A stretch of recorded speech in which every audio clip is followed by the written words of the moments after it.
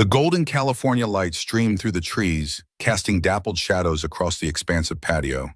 A man stood hose in hand, his sleeves rolled up and weathered arms glistening with water droplets. A toddler's laughter filled the air, pure and unrestrained, as he splashed in a wide plastic tub. For a moment, everything was perfect, until a voice cut through the scene like a steel blade. "You're bathing my son like a stray dog." The words hung in the air. Colton Hayes froze mid-motion, his calloused hands still gripping the garden hose. Water droplets caught the sunlight as they cascaded over the dark curls of the laughing toddler. For a second, everything stood still. The water, the breeze, even the boy's giggles, suspended in the sudden silence. Clarissa Dane stood at the edge of the marble path, her designer heels digging slightly into the soft grout between stones. Her tailored black pantsuit remained crisp despite the rush that had brought her here. Steel cold eyes fixed on the scene before her as if it represented a personal betrayal. The toolbox felt heavier today. Colton Hayes adjusted his grip as he walked along the curved driveway of the Dane estate, his work boots crunching against the perfectly maintained gravel. Morning sunlight filtered through the row of cypress trees, casting long shadows across his path like the bars of a cage. 38 years old, and here he was carrying tools instead of blueprints. The irony wasn't lost on him. Once he had designed structures that changed skylines. Now he fixed leaky faucets and troublesome sprinkler systems in a house that cost more than everything he'd ever owned combined. Life had a way of redrawing your plans without permission. Colton reached the maintenance shed, a structure more elegant than most people's homes, and set down his toolbox. The metal hit the wooden workbench with a satisfying thud. He pulled out the work order for the day, irrigation system troubleshooting in the East Garden. Straightforward enough. The kind of problem with clear solutions, unlike the ones that kept him awake at night. "Mr. Hayes." He turned to find Mrs. Garcia, the housekeeper, standing in the doorway. Her normally calm face showed signs of worry. "The nanny called in sick. Ms. Dane is stuck in meetings all day. Connor is with me, but..." She hesitated. "I can't watch him and finish preparing for tonight's event." Colton nodded slowly. He understood the unasked question. This wasn't the first time the staff had turned to him when the toddler was involved. Something about the way he handled the boy had earned their trust, though he never sought it. "I'll keep an eye on him while I work," he said simply. Relief washed over Mrs. Garcia's face. "Thank you. He's in the sunroom. I've set up his toys." Colton gathered his tools and made his way to the house. The main residence of the Dane estate stood like a modernist's dream. All clean lines, vast windows, and unforgiving angles. Beautiful but cold like its owner. In the sunroom, Connor sat surrounded by expensive educational toys, most untouched. The 2-year-old looked up as Colton entered, his small face brightening instantly. Colton, the boy's attempt at his name brought an involuntary smile to Colton's face. "Hey, buddy." He crouched down to the child's level. "Want to help me fix some pipes today?" Connor nodded enthusiastically, already abandoning his designated activities. Colton knew he should probably keep the boy with his approved toys and structured play, but something in him rebelled against the rigid schedule posted on the refrigerator in Ms. Dane's precise handwriting. 10:00 a.m. Educational play. 11:00 a.m. Language development activities. A child should get dirty sometimes, should laugh without it being scheduled. Colton led Connor outside, keeping him close as they moved toward the East Garden. The irrigation system there had been acting up. Uneven water distribution, pressure problems. Nothing he couldn't handle. He'd designed water management systems for entire communities in his previous life. This was just plumbing with plants. As he worked, he kept Connor engaged, explaining what he was doing in simple terms. The boy watched with fascination as Colton disassembled a sprinkler, head cleared a blockage, and reassembled it. "See this?"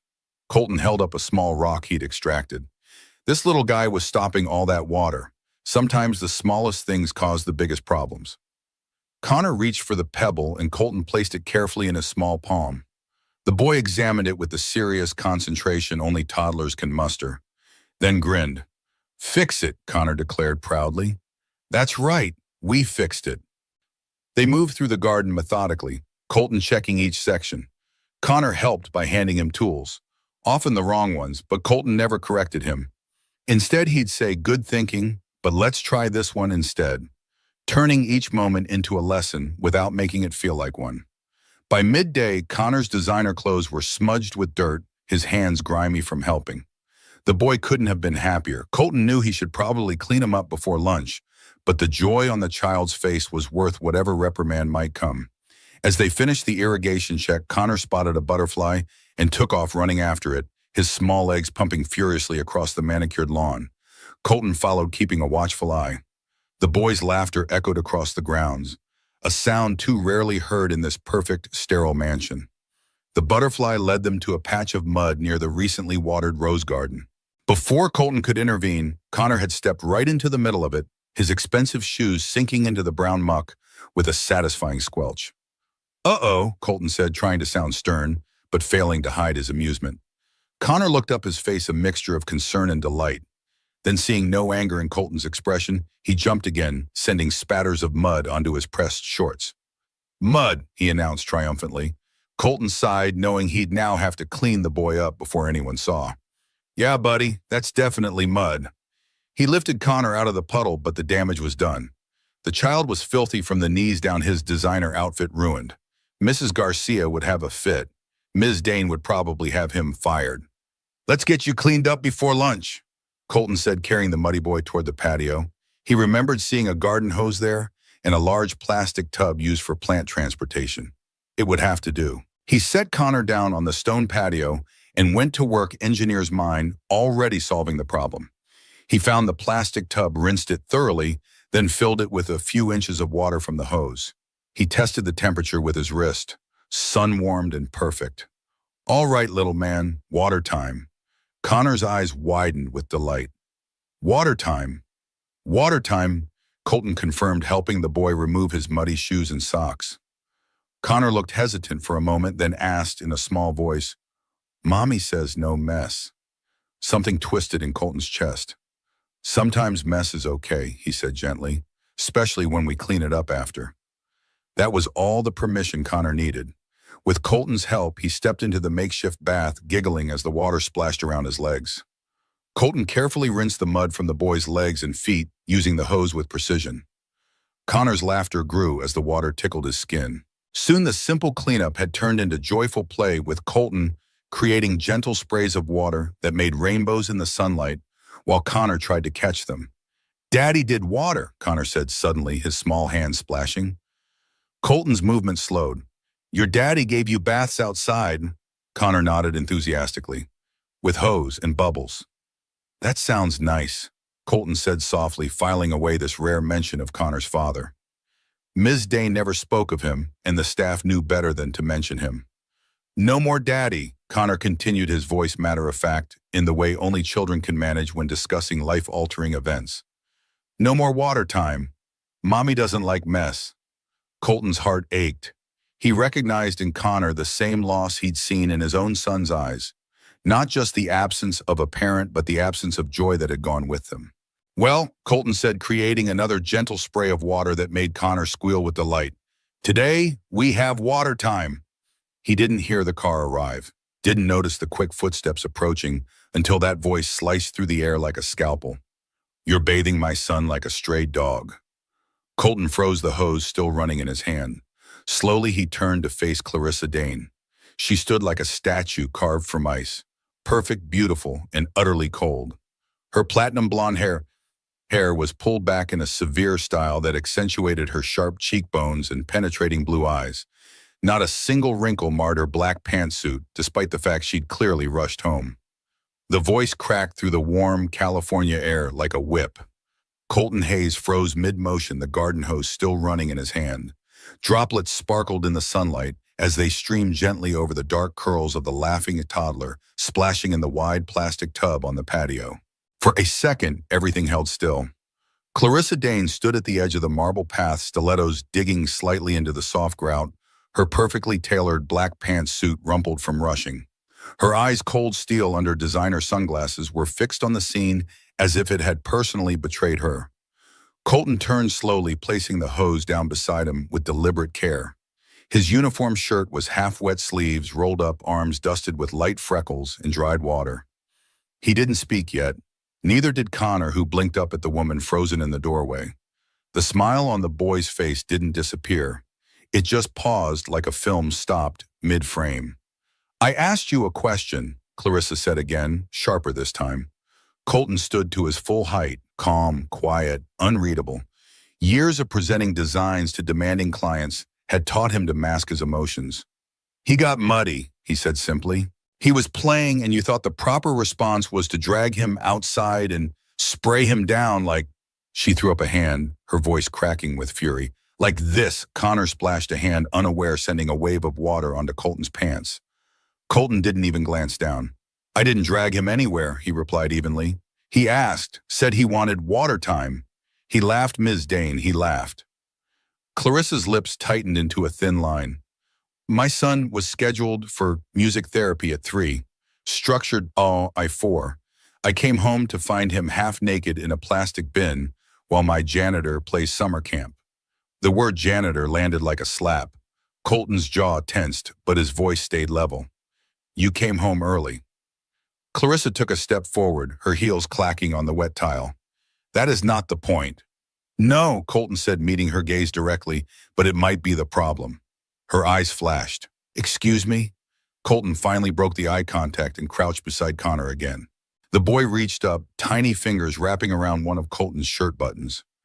You know what he said when I filled this tub? Colton asked softly, not looking up. He said, Daddy used to fill water here? Then he said, no more water time. Mommy doesn't like mess. Clarissa flinched just slightly, a crack in her perfect facade. Colton stood again. I didn't plan it. I didn't break rules on purpose. The upstairs water was off for pipe maintenance. He was already muddy. I figured the sun was out, the hose was near, and the boy wanted to laugh. Clarissa looked down at her son. Connor smiled, lifting his soaked plastic dinosaur that had somehow made its way into the bath. Roar, the boy whispered, offering it up like a peace offering. It didn't help. Mr. Hayes, she said coolly, you were hired to maintain the grounds, not parent my child. Colton felt heat rise in his chest but kept his voice steady. And yet, he said, eyes steady, you left him with me. The silence was sharp. She hated that it cut as deep as it did.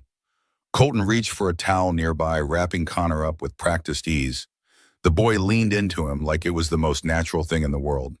Clarissa didn't miss that. She also didn't understand why it bothered her so much. You're dismissed for the day, she said, voice brittle. I'll have HR follow up.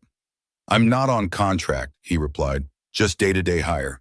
You want me gone? Say the word. He paused, then added quietly, but maybe ask your son first. She opened her mouth, but no words came. Instead, Connor turned to her still damp towel draped like a cape and said softly, happy. Clarissa blinked. What? The boy pointed at Colton. We happy. And the words dropped like stones into the well of her chest. Colton didn't gloat. He didn't smile. He simply nodded and handed Connor to the waiting nanny who had appeared silently at the back door. Then, without waiting for permission, he gathered his tools, slung the cleaning cart into motion, and walked away. Each step slow, deliberate, echoing like punctuation marks on everything she didn't want to admit. Clarissa stood there long after the tiles had stopped dripping, and she wasn't sure what she hated more, the mess on the patio or the way her son looked at the janitor like he was the safest place in the world. I want a full background check on him. Tonight. Clarissa Dane didn't raise her voice, but her tone could have sliced glass. Chloe, her executive assistant of nearly a decade, blinked from across the sun-drenched kitchen island. You mean the maintenance man? Clarissa looked up from her untouched espresso. Yes, the maintenance man. The marble countertops gleamed under the morning light, everything pristine except the inside of her chest, which felt like it had been cracked open since the incident on the patio. Chloe nodded hesitantly, tapping something into her tablet. Just to confirm, Colton Hayes. He's only been here 6 weeks. Exactly. And in 6 weeks, my son says more to him than to his own mother. Chloe paused, then said quietly, That's not entirely a bad thing, Clarissa. Clarissa shot her a look. Chloe raised her hands in surrender. Just saying, some people have a way with children. As Clarissa stood abruptly pushing the espresso aside like it had betrayed her, I need to know who he is, before I let him put another drop of water on my child. 2 hours later, Chloe returned. Clarissa was in her home office staring at blueprints for a new development. She wasn't really reading them, her mind still replaying the image of Connor's face lighting up when he'd spotted Colton. Here it is, Chloe said, placing a file gently on the desk. Colton Hayes, 38, former structural engineer. Worked for Montrose and Klein, top firm in Seattle. Designed award-winning eco-housing for low-income communities. Married. Wife passed away in childbirth 3 years ago. One son, no criminal record, no legal issues. Clean as snow. Clarissa flipped through the pages. Photo certificates, a newspaper clipping with a headline. Young engineer wins National Humanitarian Award for Sustainable Housing Project. She looked up. Why is he a maintenance man? Chloe shrugged. He walked away from it all after his wife died, took custody of his son, relocated to LA, started working odd jobs. She hesitated. I guess floors are quieter than grief. Clarissa swallowed hard. The image of Colton's calm eyes, the way he'd wrapped Connor in a towel, came back with a sharpness she didn't expect. He's too involved, she muttered. Chloe frowned. Too involved. Clarissa stood again, walking to the window overlooking the yard. Connor is attaching to him. It's not healthy. I don't need someone who plays parent. I need someone who does their job. But isn't that the point? Chloe asked carefully. He is doing his job. You just didn't know which one your son needed most. Clarissa turned. You're speaking out of line. Chloe didn't flinch. No, I'm speaking as someone who watched a little boy cry himself to sleep for weeks because someone else left. That landed like a slap. Clarissa's spine stiffened. I want him gone by end of day, she said coldly. Make sure he understands it's not personal. Chloe didn't argue, but her silence said enough. Colton didn't seem surprised when Chloe found him in the garage hours later. He was kneeling beside an antique motorcycle, carefully cleaning chrome that already gleamed. Another thing being fixed that wasn't broken. He wiped his hands on a rag, glanced once at the envelope she handed him, then simply said, I figured. No one's angry, Chloe offered. It's just, Clarissa prefers more structure. Colton nodded once slow. She runs her life like a blueprint. I'm a stain she can't scrub out. Chloe smiled softly. Maybe you're more like a misdrawn line, the kind that changes the whole design for the better. He looked at her, the first flicker of gratitude in his tired eyes. Tell her, he said quietly, Connor never cried with me, but he always missed her. That night, Clarissa walked past Connor's room and heard nothing. No giggles, no murmured stories, no sound of Colton's low voice narrating dinosaur battles or bedtime truck noises. Just silence. She peeked in. The boy lay awake, eyes open, staring at the ceiling. Connor, she said gently. He didn't turn. She crossed the room, sat on the edge of his bed.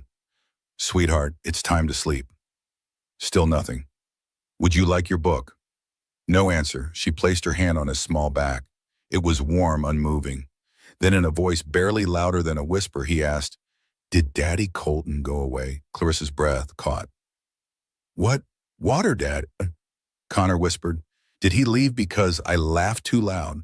It hit her like a truck. She wanted to say no. She wanted to say, of course not. But the truth tangled somewhere between her throat and her pride. He just had to go home, honey, she said finally. Connor blinked slowly. I don't like home when he's not here. And then like a curtain falling on her composure, Clarissa turned off the light and stepped out, her heart pounding in her ears. She walked straight to her office, pulled out her phone and stared at Colton's number in Chloe's report. But she didn't call. She was Clarissa Dane, CEO philanthropist woman who rose from a bankrupt father's legacy and rebuilt it into an empire. She didn't call maintenance men in the middle of the night because her son couldn't sleep. Instead, she did what she knew best. She made a list. Interview new childminder. Reinstate structured play. Reinforce boundaries. Eliminate unnecessary emotional variables. Her hand paused. The last line stared back at her like a quiet accusation. Eliminate unnecessary emotional variables. She scratched it out, wrote instead, Understand what Connor needs, not what looks good on paper. She dropped the pen, folded the paper, and for the first time in years, Clarissa Dane cried quietly alone. No press, no board meeting, no perfection, just the sound of a mother who realized maybe she wasn't parenting. She was performing, and the audience had just stopped clapping. Clarissa stood by the nursery door, arms crossed, lips tight. On the other side of the glass, Connor was wailing. Not tantrum, wailing, not hungry wailing. This was the kind of cry that curled deep into the marrow of her bones. jagged, breathless sobs of a child who didn't understand why the world had shifted. Is this normal? Clarissa asked without turning. The nanny, a woman with a pristine resume and colder eyes than steel, gave a stiff nod. He's just overstimulated. He'll calm down once he understands who's in charge. Clarissa's jaw tightened. The tub in the adjacent bathroom stood full. Warm water, rubber ducks, lavender-scented soap, everything appropriate. Yet Connor was standing near it, fists clenched, body shaking like he'd been cornered by something invisible. Try again, the nanny said flatly, reaching for the boy's wrist. Connor shrieked. Stop, Clarissa said louder than she meant to. Let him be. The nanny froze, glancing back. Ma'am, if we give in, we set a precedent. Clarissa stepped forward, lowering herself to Connor's level. Hey, she whispered. It's okay. Connor turned face, blotchy nose, running eyes red. No water, no water, no water. But you love water, she said gently. You love baths. Connor shook his head fiercely. Not with her. Clarissa paused. Why not? He looked up at her, lip quivering.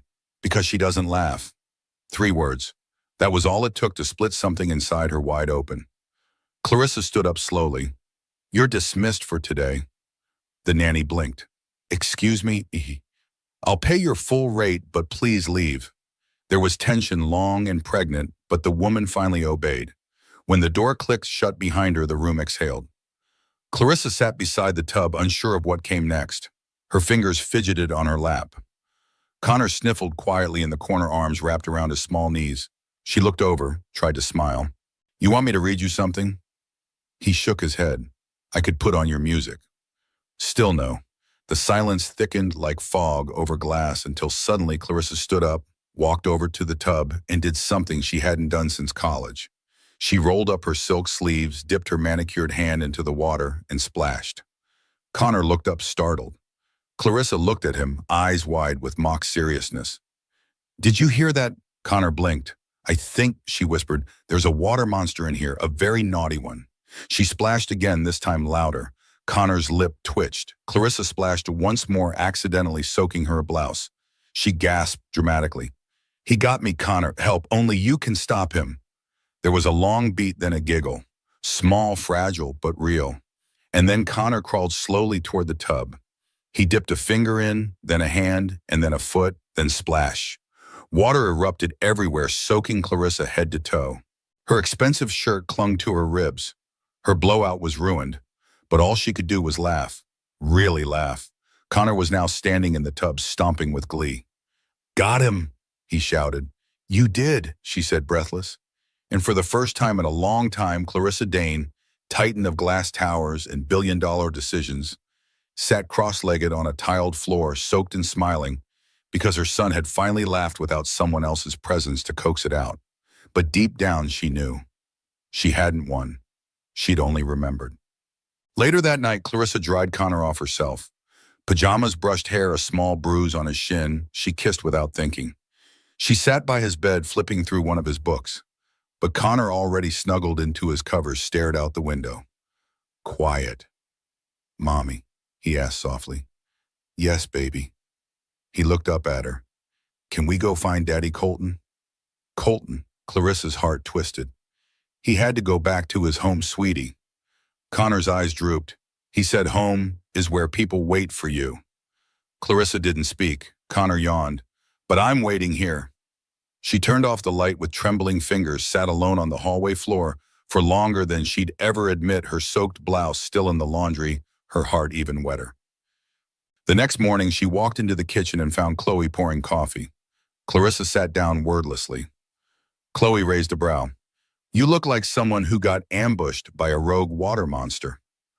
Clarissa cracked a tired smile. He laughed, she whispered. He actually laughed with me. Chloe sat down the pot. That's amazing. Clarissa nodded, then added, but he still asked for Colton. Chloe watched her carefully. Do you want him back? Clarissa didn't answer right away. I want to believe I'm enough, she said. But the truth is, Colton doesn't try to be perfect. He just shows up.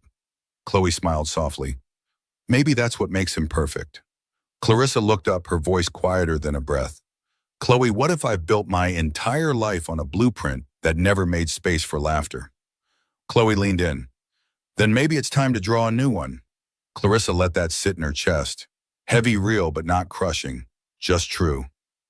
That night, when Clarissa tucked Connor into bed, he said something that stayed with her long after the lights went out. I like you messy, Mommy. She froze. You're funny when you splash, he added. Clarissa bent down, kissed his forehead. Good night, baby. She closed the door and leaned against it. Heart cracked, yes, but maybe cracks were how the light got in. The attic smelled like cedar and silence. Clarissa hadn't stepped into the space in years. Dust floated like lazy snowflakes through a shaft of late afternoon light, slicing across the floorboards. Boxes labeled in Chloe's precise handwriting lined the shelves. Financials 2020, press kits, legal, Selena's things. The last one drawing her eye with a pang. But she wasn't here for her mother today. She reached for a faded blue banker's box marked Staff Temporary, 1099 Archive, dragging it to the floor. Her fingers trembled slightly as she peeled the lid off. Inside, amidst payroll copies and old onboarding forms, was what she was really after. Colton Hayes, a small file, neat, simple. Clarissa sank onto the floor, cross-legged in linen slacks, and opened it. A resume typed in blocky font, bachelor's in civil engineering, master's from Stanford, letters of recommendation from CEOs, nonprofit directors, even a former mayor. Then taped to the inside flap, a crumpled clipping from the Seattle Times. Engineer Colton Hayes wins National Humanitarian Award for Green Community Design. The photo showed him in a collared shirt, younger, clean-shaven, holding a small girl on his hip, while smiling into a sea of camera flashes. She wasn't his daughter. The caption said she was from the project's pilot shelter, but the way he held her, Clarissa touched the edge of the paper, tracing the faint crease between them. Why? Why had a man with that kind of pedigree ended up fixing sprinklers in her estate? She found the answer beneath the article in a worn manila envelope tucked behind the resume. Blueprints, hand-drawn, smudged with age. She unfolded the first. A community center shaped like a semicircle. Trees in the courtyard, benches curving like open arms. Classrooms, reading nooks, rainwater harvesting tanks. Children's play areas designed with sandwater and textures. No plastic, just earth. At the bottom in pencil, if we build like children deserve to be happy, the world might finally listen. Clarissa stared at the words as if they'd spoken aloud. Another sheet, folded and faded, was marked Dream Draft Only. This one was more personal. It bore the same sweeping style but was sketched into the shape of a house. Not big but open. One master room, one child's room, a central kitchen flooded with natural light, a porch wrapped around the front, and a line written just beneath the title box, For Laya, for who we would have become. Clarissa felt her breath leave her body in one long, slow exhale. This wasn't a maintenance man. This was a man who'd once designed futures. That night, Clarissa sat at the kitchen table long after Connor had gone to sleep. The blueprints were spread before her, anchored at the corners by salt shakers in a toy dinosaur. A half-drunk glass of wine caught reflections from the overhead lights. Chloe walked in barefoot, tie loosened from a long day. Wow, she said, stopping. You went digging. Clarissa didn't look up. He used to build hope. Literally to him. Chloe pulled out a chair and sat. What happened? His wife died, Clarissa said softly, in childbirth. He walked away from everything after that, moved here with a baby boy and a broken heart. Chloe nodded, eyes dropping to the blueprints. And you hired him to maintain the grounds. Clarissa flinched. Don't. I'm not judging, Chloe said gently. I'm just seeing the full picture now. Clarissa ran a finger over one of the plan lines. He drew homes like they were meant to breathe. Bite, Chloe sipped from her tea, then offered, maybe the reason Connor trusts him isn't just because he plays dinosaurs. Maybe it's because Colton sees children the way architects see buildings, full of potential and worth protecting. Clarissa blinked hard. Do you think he hates me? She asked. Chloe gave her a look. No, but I think he pities you. Clarissa sat back, stung. Chloe didn't soften. You're brilliant, but you manage motherhood like it's a quarterly report. Efficient, flawless, emotionally bankrupt. Silence stretched. Finally, Clarissa whispered, I don't know how to be anything else. Chloe leaned in. Then maybe it's time someone taught you. The next day, Clarissa pulled into a quiet neighborhood on the edge of town. Tree-lined, faded fences, yards full of real life, garden hoses, forgotten toys, chalk drawings on driveways. She checked the address again, then stepped out of the car. Colton's house was a small bungalow with cracked steps and wind chimes that whispered instead of rang. She knocked. Footsteps, then the door opened. Colton stood there in a gray t-shirt and jeans, a dish towel in hand. His eyes flicked in surprise. "Ms. Dane," he said flatly. Clarissa swallowed. I wanted to talk." He stepped aside. "You came all this way." "I found your plans," she said. "The house, the shelter, the community circle." Colton didn't move. "Beautiful," she added. "Thank you," he said simply. "I didn't know about Leia or your work or what you gave up." Colton folded the towel slowly, then placed it on the arm of the couch. "I wasn't hiding it," he said. "I just wasn't offering." Clarissa stepped closer. "Why maintenance? Why my house?" He looked up at her. "Because the only place my son heard another child laugh was your backyard." That landed like thunder. Colton continued quieter now. "I took the job to pay bills. I stayed because Connor found someone to echo with. You were building silence around him. I couldn't let him forget what joy sounded like." Clarissa's voice broke. "You think I'm a bad mother?" "I think you're scared," he said, "of noise, of losing control, of getting it wrong." She blinked, fighting back a wave. "I was just trying to protect him." Colton nodded. "Then start by protecting what matters. Not the schedule, not the image, just his heart." A long pause, then Clarissa's voice shaking. "Would you ever finish the project, the one for the kids?" Colton looked away. "I don't know." "What if I helped?" He turned to her. Really turned this time. "And why would you want to build something like that?" Clarissa's answer came from a place she hadn't known still existed. "Because for the first time, I'm starting to realize I've built a life that no one wants to live inside." Colton studied her face, looking for cracks in her sincerity. Finding none, he nodded once. "I'll think about it." Clarissa handed him a business card. Not her standard corporate one with embossed lettering and the company logo. A plain white card with just her personal number. "When you decide," she said. The man who built dreams took the card with calloused fingers. When he repeated neither a question nor a promise, just a word hanging between them like the first support beam of something not yet built. Clarissa turned to leave, then paused at the door. "I fired the nanny." Colton's eyebrows rose slightly. "She doesn't laugh," Clarissa explained, echoing her son's words. And for the first time since they'd met, Colton Hayes smiled at her.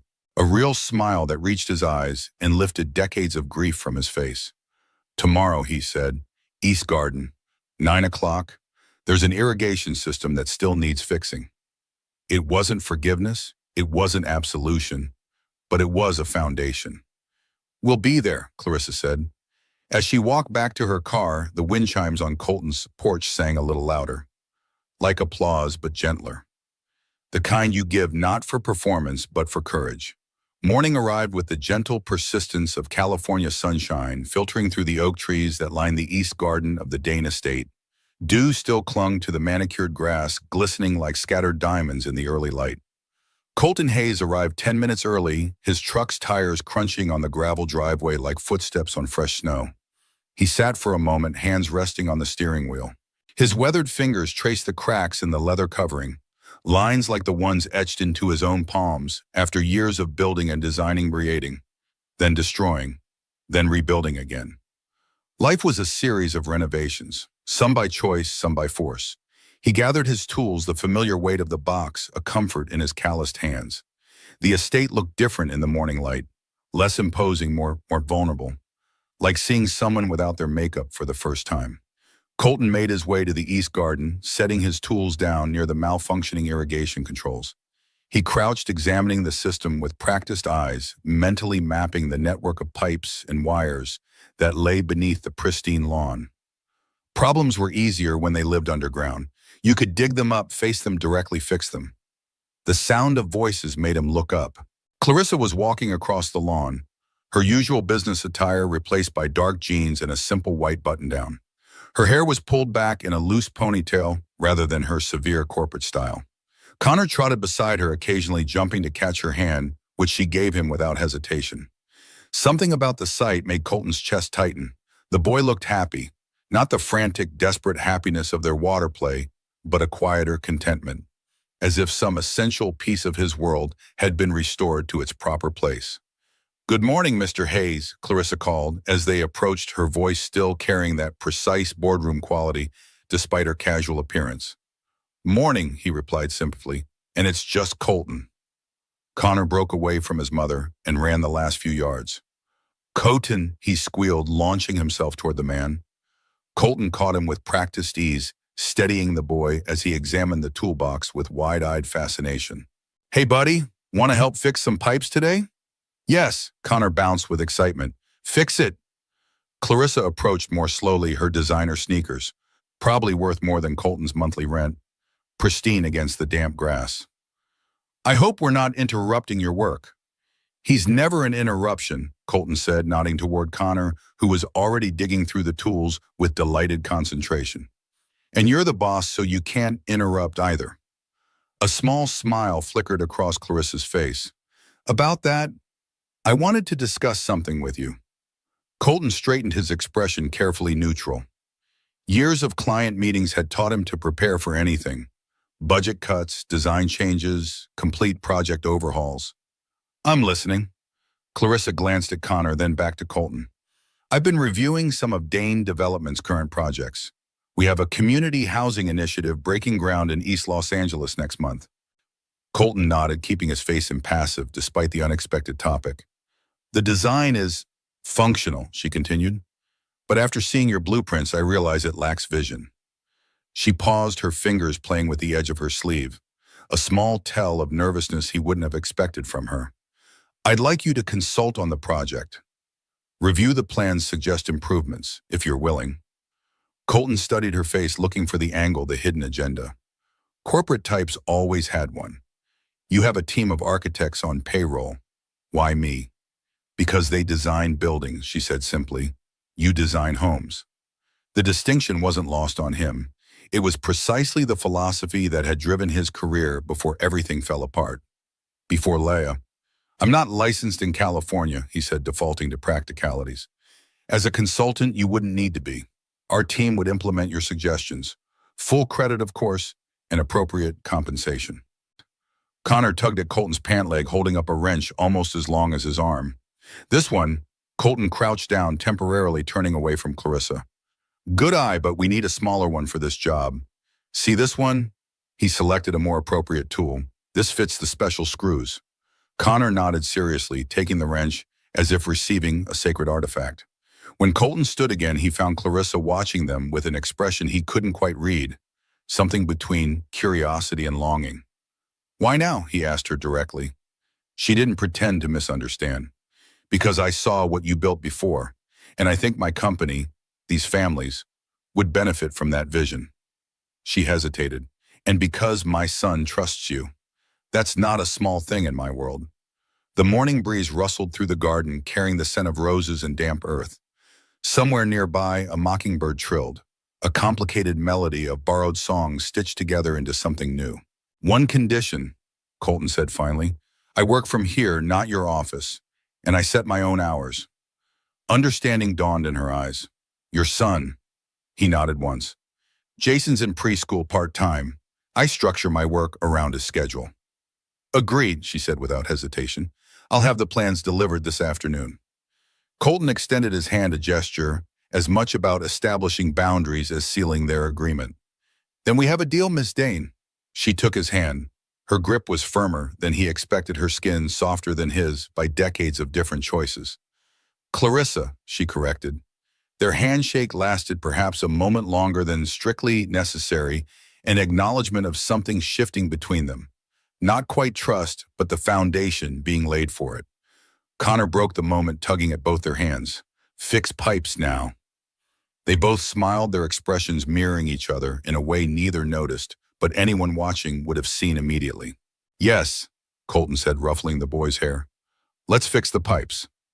The Dane Development Project plans arrived that afternoon, delivered by courier to Colton's modest bungalow in a sleek black portfolio embossed with the company's silver logo. The contrast between the luxury item and his worn coffee table was almost comical. Colton opened it after Jason was asleep, spreading the drawings across the living room floor. The plans were technically perfect. Every measurement precise, every code requirement met, every detail accounted for. But Clarissa had been right. They lacked soul. The proposed community housing looked like what it was: a cost-efficient solution to a problem. Not a place where lives would unfold, where children would grow, where families would build memories. Colton found a roll of tracing paper in his old drafting supplies, pulled out his pencils, unused for years but still sharp, as if waiting for this moment. His hand hovered over the blank sheet, trembling slightly. 3 years since he'd designed anything more complicated than a treehouse for Jason. The weight of it all, Leia's absence, his abandoned career, the path not taken, pressed down on his shoulders like a physical force. But then he thought of Connor's laughter during their water play, of the families who would live in these buildings, of the chance to build something that mattered again. He set pencil to paper, and the trembling stopped. Clarissa Dane had built her career on predictability and control. Board meetings, investment strategies, development timelines, all of it followed patterns she had mastered. But standing on her own patio at 7 in the morning, watching Colton Hayes spread revised blueprints across her outdoor dining table, she found herself in unfamiliar territory. He worked with a quiet intensity that commanded attention, his movements efficient as he arranged the drawings. Connor sat nearby on a cushion, meticulously coloring a simplified version of the plans Colton had prepared specifically for him. "Your architects aren't wrong," Colton began without preamble, pointing to the original designs. "These will function. People could live here. But that's the problem. They're designed for people. Abstract concepts. Not for Maria with 3 kids and a night shift job who needs a safe place for them to play while she sleeps. Not for the elderly couple who want to grow tomatoes but can't bend down anymore." Clarissa stepped closer, studying the overlays he had created. "You've completely reconfigured the common spaces." "I created community spaces," he corrected. "There's a difference. Common spaces are areas people share. Community spaces are where they connect." He traced a finger along one modification, a curved courtyard where the original had shown a simple rectangular green space. "See how this creates natural gathering spots, but also pockets of privacy. The shape itself guides interaction without forcing it." Clarissa leaned in her shoulder, nearly touching his as she examined the design. "You've added gardens on the rooftops. Urban agriculture provides food, reduces heating costs, gives residents ownership of something growing." His finger moved to another section. "And I've redesigned the playground to be intergenerational. Areas where grandparents can sit comfortably while still engaging with children, not just watching from a distance." "The construction costs would increase," she noted, but her tone was thoughtful, not dismissive. "By about 12%, he acknowledged, "but utility costs would decrease by nearly 20% over 10 years. The materials I've specified are more expensive initially but require less maintenance and have longer lifespans." She raised an eyebrow. "You calculated the ROI." A small smile touched his lips. "I was a project lead before I was a maintenance man. Numbers were part of the job."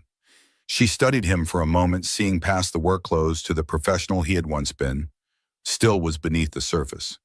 "These modifications are exceptional. They're necessary," he said simply. "If you're building homes, not just housing." Connor chose that moment to scramble over, proudly holding up his colored version of the plans. "Look, I made it pretty." Clarissa crouched down to his level, accepting the drawing with appropriate reverence. "It's beautiful, sweetheart. What's this part?" She pointed to a green scribble in one corner. "That's where the dogs play," Connor explained seriously. "Every home needs dogs." Colton chuckled. "Can't argue with that logic." Clarissa looked from her son to Colton, then back to the professional blueprints with their precise measurements and technical notations. Something shifted in her expression, a softening around the eyes, a decision forming. "I want to present this to the board," she said, straightening up. "The full redesign. Your vision." Colton's expression turned guarded. "I'm not looking to return to corporate life. Not asking you to. This would be a one-time consultation presentation. But they need to hear it from you. The why behind these changes, not just the what." She held his gaze. "These families deserve an advocate who understands what makes a house into a home. The morning sun had risen higher, casting long shadows across the plans, like reaching fingers connecting the separate buildings into one cohesive vision. When, he asked finally. Thursday, 10 a.m. Colton glanced down at Connor, who had returned to his coloring tongue poking out in concentration. I'll need to bring Jason. His preschool is closed that day. Clarissa didn't hesitate. Connor would love the company. Our childcare center at headquarters is excellent. The offer hung between them, practical on the surface, but layered with deeper meaning. Trust. Their children the most precious parts of their broken worlds together while they built something new. Thursday then, Colton agreed. Connor looked up, sensing the significance of the moment, though not understanding it. We're gonna build something big. Colton ruffled the boy's hair gently. Yeah, buddy, something big. The Dane Development headquarters occupied the top 10 floors of a gleaming skyscraper in downtown Los Angeles. Glass and steel stretched toward the clouds, reflecting the blue California sky like a mirror. Beautiful, pristine, and utterly cold. Exactly like its owner had been when Colton first met her. He felt out of place the moment he stepped through the revolving doors, Jason's small hand clutched in his. His son gazed up at the soaring atrium with wide-eyed wonder while Colton fought the urge to turn around and leave. Dad, it's like a spaceship, Jason whispered, his voice echoing slightly in the vast lobby. Colton squeezed his hand. Sure is, buddy. He had made concessions to the environment, trading his work clothes for dark jeans, a crisp button-down, and the one blazer he still owned from his previous life. It fit differently now. His shoulders had broadened from physical labor, his frame carrying muscle where there had once been the softer build of an office worker. Clarissa was waiting by the security desk, Connor at her side. She wore a tailored charcoal suit that probably cost more than Colton's monthly mortgage, but something about her seemed different, more approachable. The severe hairstyle of their first meeting had been replaced by something softer, framing her face rather than disciplining it. Connor spotted them, first tugging at his mother's hand and pointing. Jason's here. The boys had met once before during a planning session at Clarissa's home. They had taken to each other immediately despite, or perhaps because of, their different backgrounds. Both children of single parents. Both carrying losses they were too young to fully understand. Good morning, Clarissa said, stepping forward to meet them. Her eyes took in Colton's appearance with a quick professional assessment that nevertheless made him feel suddenly self-conscious. Thank you for coming. Thank you for the opportunity, he replied formally, then relaxed slightly as he crouched down to Connor's level. Hey there, buddy. How's that dinosaur doing? Connor beamed. He's at home. Mommy says no dinosaurs at work. That's probably wise, Colton agreed seriously. Dinosaurs in boardrooms can be very distracting. Clarissa's lips twitched, suppressing a smile. The child care center is on the 3rd floor. I thought we might drop the boys off together before heading up to the conference room. They moved through security with the efficiency that marked everything in Clarissa's world. In the elevator, the boys chattered excitedly while the adults maintained a professional silence that wasn't quite comfortable but wasn't uncomfortable either. The child care center was a revelation, bright, airy, filled with natural materials and thoughtful design elements. Not at all what Colton had expected from a corporate facility. You designed this, he said. Not a question but a realization as he recognized certain elements. The reading nooks, shaped like tree houses, the natural light maximization, the careful balance of open space and cozy corners. Clarissa nodded, a hint of pride in her voice. One of my first projects after taking over the company. Most of the board thought it was an unnecessary expense. But you knew better. I knew what I wanted for Connor, she corrected. The business case came afterward. They watched as the boys were welcomed by the staff and immediately drawn into an ongoing building project involving wooden blocks and fabric canopies. Neither child looked back as their parents slipped away. In the elevator ascending to the executive floor, Clarissa turned to Colton. Nervous? He considered deflecting, then decided on honesty. It's been a while since I presented to a board, and I've never presented to one where I used to fix their plumbing. She actually smiled at that, a genuine expression that transformed her face. If it helps, Mr. Grayson in finance still doesn't know you're the same person who unclogged his executive bathroom last month. Colton chuckled, the tension in his shoulders easing slightly. Small mercies. The elevator doors opened directly into a reception area clad in muted grays and blues. A sleek desk curved like a wave behind which sat Chloe, who greeted them with a warm smile. "They're ready for you," she said, rising to escort them to the conference room. She leaned in slightly as they walked, adding in a lower voice, "I may have mentioned your Stanford degree and Seattle portfolio when distributing the meeting materials, just so they're properly contextualized." Colton shot her a grateful look as they approached a set of frosted glass doors. The boardroom beyond was exactly what he expected. Long table leather chairs, wall of windows, showcasing the city below. 8 men and 2 women in expensive suits turned to regard them as they entered. Their expressions ranged from polite interest to barely concealed skepticism. Clarissa moved to the head of the table with the practiced ease of someone who belonged there. "Ladies and gentlemen, thank you for accommodating this special session. As you know, our East Los Angeles Community Development Project breaks ground next month. After reviewing the current plans, I've brought in a consultant with expertise in sustainable community design to propose some modifications. This is Colton Hayes." Colton stepped forward, setting his portfolio on the table. The leather was worn at the edges, a relic from his previous career that had spent years in a closet. He unzipped it slowly, the familiar action centering him. "Mr. Hayes was the lead designer on the award-winning Greenbridge project in Seattle," Clarissa continued. "His approach to community-centered architecture has been recognized by the Urban Development Institute and the American Association of Sustainable Design." One of the men, silver-haired with the well-fed look of someone who made decisions over expensive lunches, leaned forward. "Hayes, weren't you with Montrose and Klein?" "Yes, sir," Colton replied, meeting his gaze steadily. "For 8 years. Thomas Montrose is an old friend, spoke highly of you." The man frowned slightly. "Lost track of you after that project in Colombia." "Life took a different turn," Colton said simply, unwilling to elaborate in this setting. Clarissa smoothly redirected the conversation. "Mr. Hayes has reviewed our current plans and proposed modifications that I believe warrant serious consideration." "Colton." He took a deep breath and began spreading the drawings across the table. This was familiar territory. For all that had changed in his life, this hadn't. The ability to read a room, to speak the language of possibility contained within lines on paper, to make others see what could exist instead of what was expedient.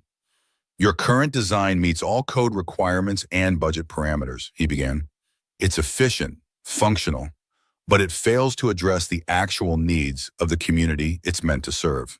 A woman with a sharp bob and sharper eyes narrowed her gaze. "The community's need is affordable housing. That's what we're providing." "People need more than shelter," Colton countered, his voice steady. "They need places to connect, to grow, to build something lasting.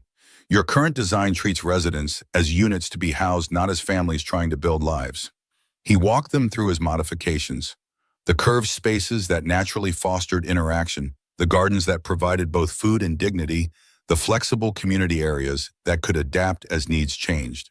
The construction costs would increase by 12% initially, he acknowledged, addressing the concern before it could be raised. But operational costs decreased by 20% over a 10-year period due to energy efficiency improvements and reduced maintenance needs. The silver-haired man, introduced as Harrison Bentley, the board chairman, tapped a manicured finger on the rooftop garden design. "Liability issues with roof access. Addressed in Section 4 of the proposal," Colton replied. "The structural modifications include safety features that exceed code requirements while actually reducing insurance premiums through our partnership with Urban Green Initiatives." For 40 minutes he fielded questions, some genuine, some clearly designed to poke holes in his vision. Through it all, he remained steady, grounded in the certainty that came from having actually built things with his hands, not just designed them on paper. Clarissa remained silent throughout, but he could feel her watching. Not just the board's reactions, but his as well. Evaluating, calculating, strategizing. Finally, Bentley leaned back in his chair. "Impressive modifications, Mr. Hayes, but why should Dane Development take on the additional upfront costs when the standard design would sell just as quickly in his current market?" Before Colton could answer, Clarissa spoke. "Because we're not just selling units, Harrison. We're building a community that will carry our name.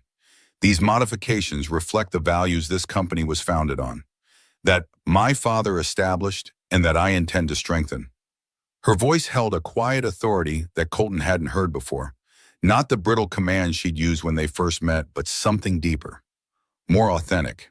More practically, she continued, these design elements would differentiate our properties in a crowded market, justifying a 7% premium on the market rate units while still maintaining affordability for the subsidized portion. The press coverage alone from the sustainability features would reduce our marketing costs by an estimated 15%. She nodded to Colton. But the most compelling reason is the one Mr. Hayes began with. These aren't just buildings, they're homes. And Dane Development has always understood the difference. A silence fell over the room. Colton realized he was holding his breath and consciously released it, the sound barely audible in the quiet. Bentley studied Clarissa for a long moment, then turned to Colton. You designed the Green Bridge Projects Community Center. Yes, sir. My daughter lives near there, takes her kids to the playground. Says it's the only one where the parents actually talk to each other instead of staring at their phones. He tapped the blueprints thoughtfully. That's not something you can put in an ROI spreadsheet. He looked around the table, then back to Clarissa.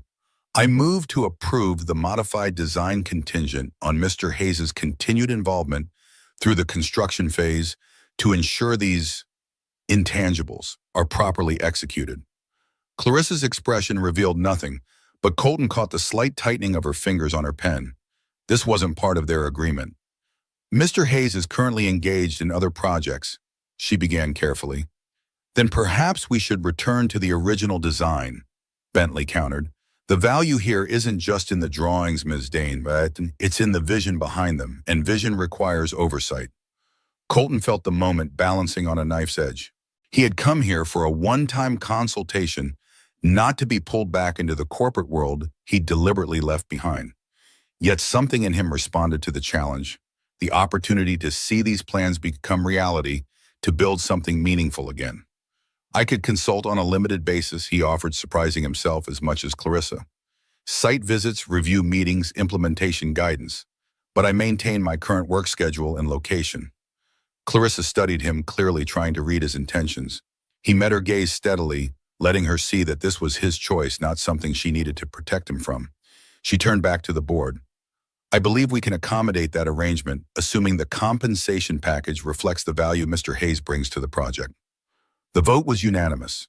As the board members filed out, several stopped to shake Colton's hand, their earlier skepticism replaced with professional respect. One even asked for his card, which he didn't have, another remnant of his former life left behind. When they were finally alone in the boardroom, Clarissa turned to him. You didn't have to agree to that. I know. He began gathering the blueprints, carefully returning them to his portfolio. Why did you? He paused, considering the question. Because drawings are just possibilities. Buildings are realities.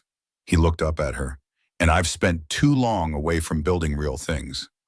Something shifted in her expression, a recognition perhaps of the shared experience of returning to abandoned parts of oneself.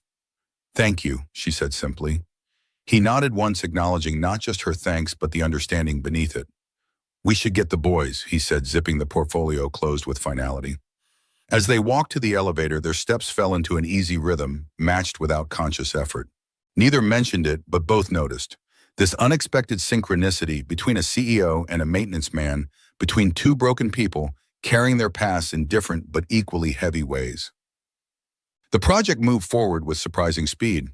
Clarissa had always run her company efficiently, but Colton observed a new energy in the teams assigned to the East LA development. His modifications had sparked something, not just among the architects and engineers, but throughout the organization. People wanted to be part of building something meaningful. Twice a week, Colton visited the construction site, Jason often in tow. The boy loved watching the massive machines transform the empty lot into the beginnings of buildings, his eyes wide with the same wonder Colton remembered feeling on his first job sites. Clarissa joined them, occasionally bringing Connor. The boys had become fast friends, their different backgrounds irrelevant in the face of shared interests, dinosaurs, construction equipment, and the inexhaustible energy of childhood. On one such visit, nearly 2 months after the board presentation, they stood at the edge of what would become the central courtyard. The curved foundations were taking shape, the first hint of Colton's vision emerging from the earth. Mr. Santiago wants to discuss the rooftop garden irrigation, Clarissa said, consulting in her tablet. Always working, always moving forward. He's concerned about the water pressure calculations. Colton nodded, watching as the boys crouched nearby, examining something in the dirt with intense concentration. Tell him I'll call this afternoon. It's a valid concern, but there's a simple fix. You always say that, she noted, a hint of amusement in her voice. Simple fix, as if everything can be solved by looking at it the right way. Not everything, he said quietly, but more than people think. She followed his gaze to the boys. They're good together. They are. He hesitated, then added, Jason asks about Connor on the days we don't see you. Something softened in her expression. Connor does the same. The admission hung between them, not just about their sons, but about the four of them, this strange unit they had formed without intending to. A construction worker approached, hard hat in hand, interrupting the moment. Mr. Hayes, we've got a situation with the Eastern Foundation. The soil composition isn't matching the survey reports. Colton nodded. I'll take a look. He turned to Clarissa. Can you watch Jason for a few minutes? Of course, she hesitated, then added, Actually, why don't I take the boys to get lunch? There's a good taco place just down the street. You can join us when you are done. It was such a simple offer, but it represented something significant. Clarissa Dane's CEO offering to take their children for tacos while he solved a construction problem. Roles reversed, boundaries blurring. They'd like that, he said simply. He watched as she gathered the boys, her movements more relaxed than he'd ever seen them. Connor took her left hand, Jason her right, and they headed toward the site exit, the CEO and two small boys stepping carefully around construction equipment. Colton turned back to the problem at hand, but part of him remained with that retreating trio. This unexpected connection that had grown from a chance encounter with a hose and a plastic tub. They're beautiful, Clarissa said softly. They stood in Colton's modest living room, studying the framed blueprints that hung on the wall, his award-winning designs from before. He had invited her to dinner after a particularly productive site meeting, a spontaneous gesture that surprised them both. More surprising was her immediate acceptance. The boys were in Jason's room building an elaborate fort under the supervision of Mrs. Rodriguez, Colton's elderly neighbor, who often helped with childcare. They were good projects, Colton acknowledged, handing her a glass of wine.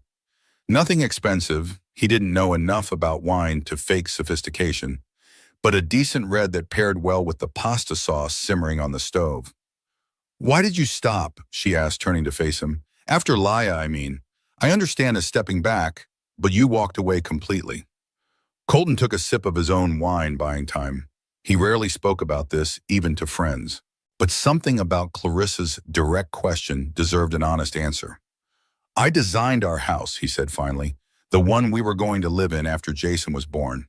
Spent months getting every detail perfect. The way the morning light would hit the nursery, the kitchen layout that accommodated her cooking habits, the reading nook by the back window where she liked to grade papers. He moved to the window, looking out at his small backyard where a simple swing set stood. We bought the land, had the foundation poured, then she went into labor early and... His voice trailed off. I'm sorry, Clarissa said quietly. He nodded once, acknowledging her sympathy without turning. Afterward, I couldn't bear to look at blueprints. Every line, every measurement reminded me of what should have been, of the future I designed that would never exist. The pasta timer dinged, breaking the heavy silence. Colton moved to the kitchen, grateful for the distraction.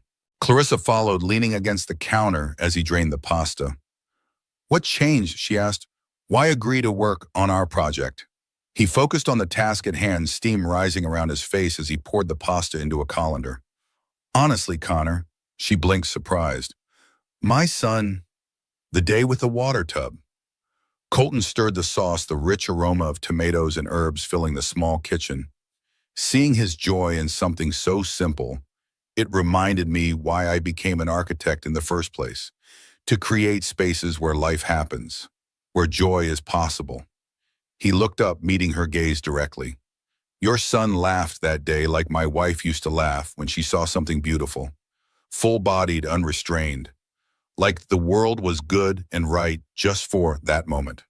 Clarissa's eyes glistened slightly. She looked down, composing herself. I don't think I've ever laughed like that. Maybe you haven't found the right spaces yet, he said gently. She looked up, something vulnerable and questioning in her expression. The moment stretched between them, filled with unspoken possibilities.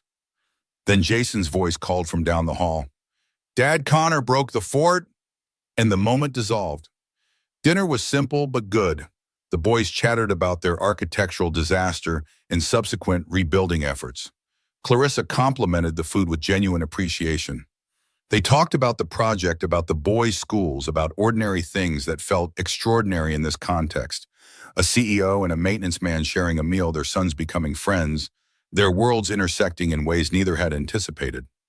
After the boys were settled with a movie, Clarissa helped Colton clear the dishes despite his protests. I'm not completely helpless, you know, she said, deftly stacking plates. I did live alone before Connor. I never said you were helpless, he countered, running water into the sink. Just not used to cleaning up after spaghetti dinners in someone else's kitchen. First time for everything. She handed him a plate, their fingers brushing briefly. Thank you for tonight. It's been nice. Nice, he repeated with a small smile. High praise from Clarissa Dane. She rolled her eyes but returned the smile. I'm trying to say I've enjoyed this, being here, the four of us. So have I, he admitted. They worked in companionable silence for a few minutes, falling into an easy rhythm. Then Clarissa spoke again, her voice careful. The board is pleased with the project progress. They've asked about future developments, whether you'd consider consulting on other properties. Colton's hands stilled in the soapy water. I told you I'm not looking to return to corporate life. It wouldn't be corporate exactly, more like selective projects, ones that matter. He turned to face her, leaning against the sink. What's really happening here, Clarissa? She set down the towel she'd been holding. Her movements precise. The company is launching a new division focused on community-centered development. Affordable housing, mixed-use spaces, sustainable design, everything you have been advocating for. The board wants you to lead it. The offer hung in the air between them. Unexpected and unwanted, and yet somehow inevitable. The past reaching forward to reclaim him. No, he said simply. You haven't heard the terms. It's not about the money. His voice remained calm but firm. I left that world for a reason. It cost me too much the first time. This would be different. You'd have a complete creative control. Flexible hours.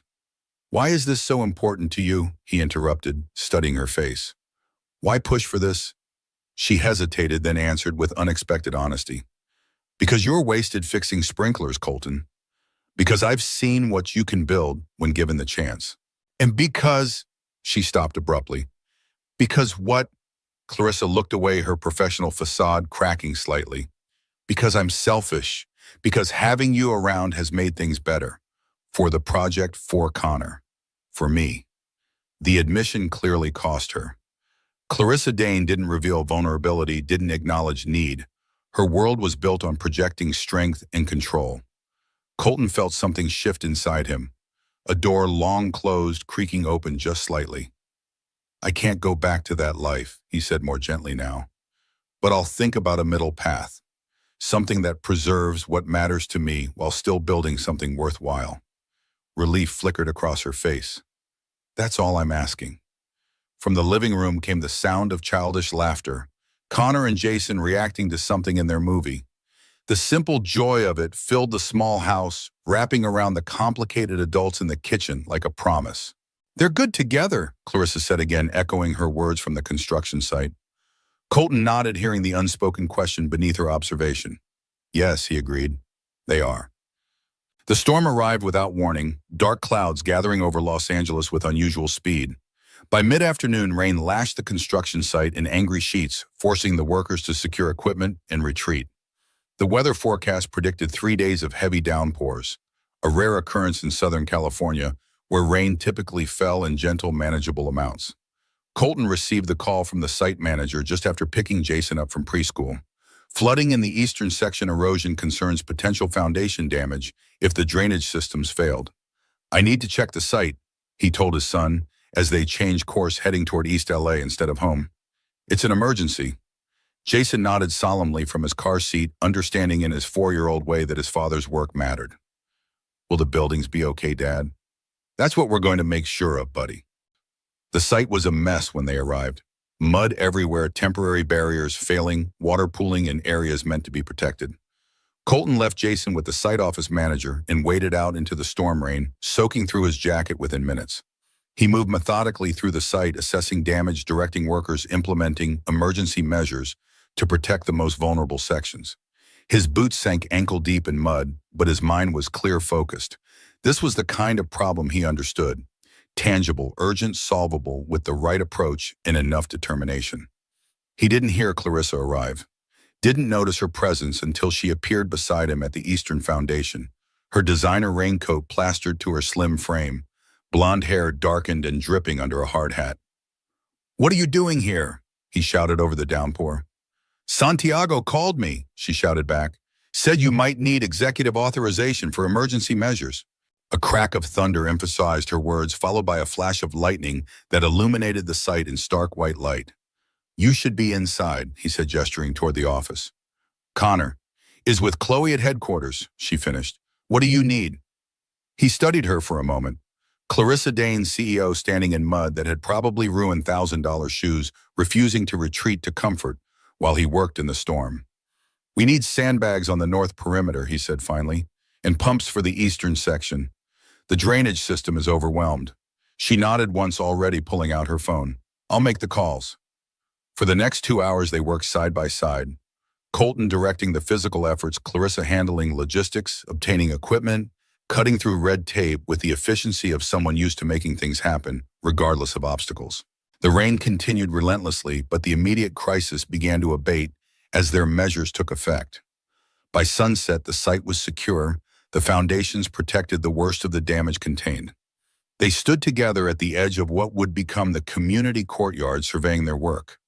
Both were soaked to the skin, mud-splattered, exhausted. But something else lingered beneath the fatigue. A shared satisfaction, the quiet pride of facing a challenge together and overcoming it. "Thank you," Colton said simply. "You didn't have to come out here." "Yes, I did." She pushed wet hair from her face, leaving a smudge of mud across her cheek. "This matters to me, too." The rain had gentled, somewhat falling now in a steady rhythm, rather than angry sheets. In the fading light, with her corporate polish literally washed away, Clarissa looked different, more real, more human. Beautiful in a way he hadn't allowed himself to notice before. "We should get the boys," she said after a moment. "It's getting late." Colton nodded, suddenly aware of how close they were standing, how the shared experience had broken down something between them. Jason's probably talked the office manager's ear off by now. They turned toward the site office, walking shoulder to shoulder through the mud. Something had shifted between them, some barrier washed away by the storm and their joint effort to protect what they were building together. Neither mentioned it, neither needed to. Like the foundations they'd just saved, some things were understood without words. The changes came gradually after that. Small adjustments that seemed insignificant in isolation, but together formed a pattern neither of them acknowledged directly. Clarissa began joining Colton for site visits more frequently, not just for formal inspections, but casual check-ins, bringing Connor along to play with Jason while they reviewed progress. Sometimes they'd get lunch afterward, nothing fancy, just tacos or sandwiches at nearby places where the boys could be themselves without worrying about proper restaurant behavior. Colton found himself at the Dane estate more often, initially for consultation meetings, then for impromptu dinners when the discussions ran long.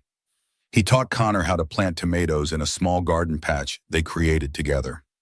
Clarissa watched from the patio, work emails temporarily forgotten, as her son learned to nurture something growing. They never discussed these changes, never defined the boundaries of this new arrangement. It existed in a space between professional collaboration and personal connection, neither fully one nor the other, until the day everything changed. It began normally enough. Colton was at the construction site early, reviewing the installation of the custom playground equipment he'd designed. The project was nearing completion, 3 months of intensive work transforming his blueprints into physical reality. The community spaces were taking shape, the garden beds installed, the curved walkways paved. His phone rang, Chloe's number flashing on the screen. Unusual but not alarming. "Hello, Colton?" Her voice was tight, controlled in a way that immediately put him on alert. "There's been an accident. Connor collapsed at school. They've taken him to Cedar Sinai." The world tilted slightly. "What happened?" They don't know yet. Clarissa's on her way there now. She asked me to call you. The fact that Clarissa had thought of him in this moment, that she wanted him to know, registered dimly through his rising concern. Tell her I'm on my way. And Chloe, call my neighbor, Mrs. Rodriguez. Ask her to pick up Jason from preschool. He was already moving as he ended the call, shouting instructions to the site manager, keys in hand, heart pounding against his ribs like it wanted to escape. The hospital corridors seemed endless, branching and merging in confusing patterns, despite the color-coded lines on the floor meant to guide visitors. Colton followed the blue line to pediatrics, his mind racing with possibilities, each worse than the last. He found Clarissa in a private waiting area, standing by the window. Her back was to him, shoulders rigid with tension. She turned at the sound of his footsteps, and the look on her face stopped him cold. Fear, raw and undisguised. Clarissa Dane, who faced down boardrooms and billion-dollar negotiations without blinking, was terrified. What happened? He asked, crossing to her immediately. They don't know. Her voice was strained higher than normal. He was in music class, just fell over, didn't respond when they tried to wake him. Her hands were trembling. They're running tests. They mentioned his heart, his brain. They're looking for... She couldn't finish.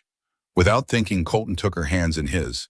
They were ice cold despite the warmth of the room. He's going to be okay, he said firmly. Connor's strong. You don't know that, she whispered. You can't promise that. No, he admitted, but I'm here anyway, whatever happens. Something in her expression cracked, the last defense against vulnerability giving way. She stepped forward, and Colton opened his arms, enfolding her against his chest as her body shook with silent sobs.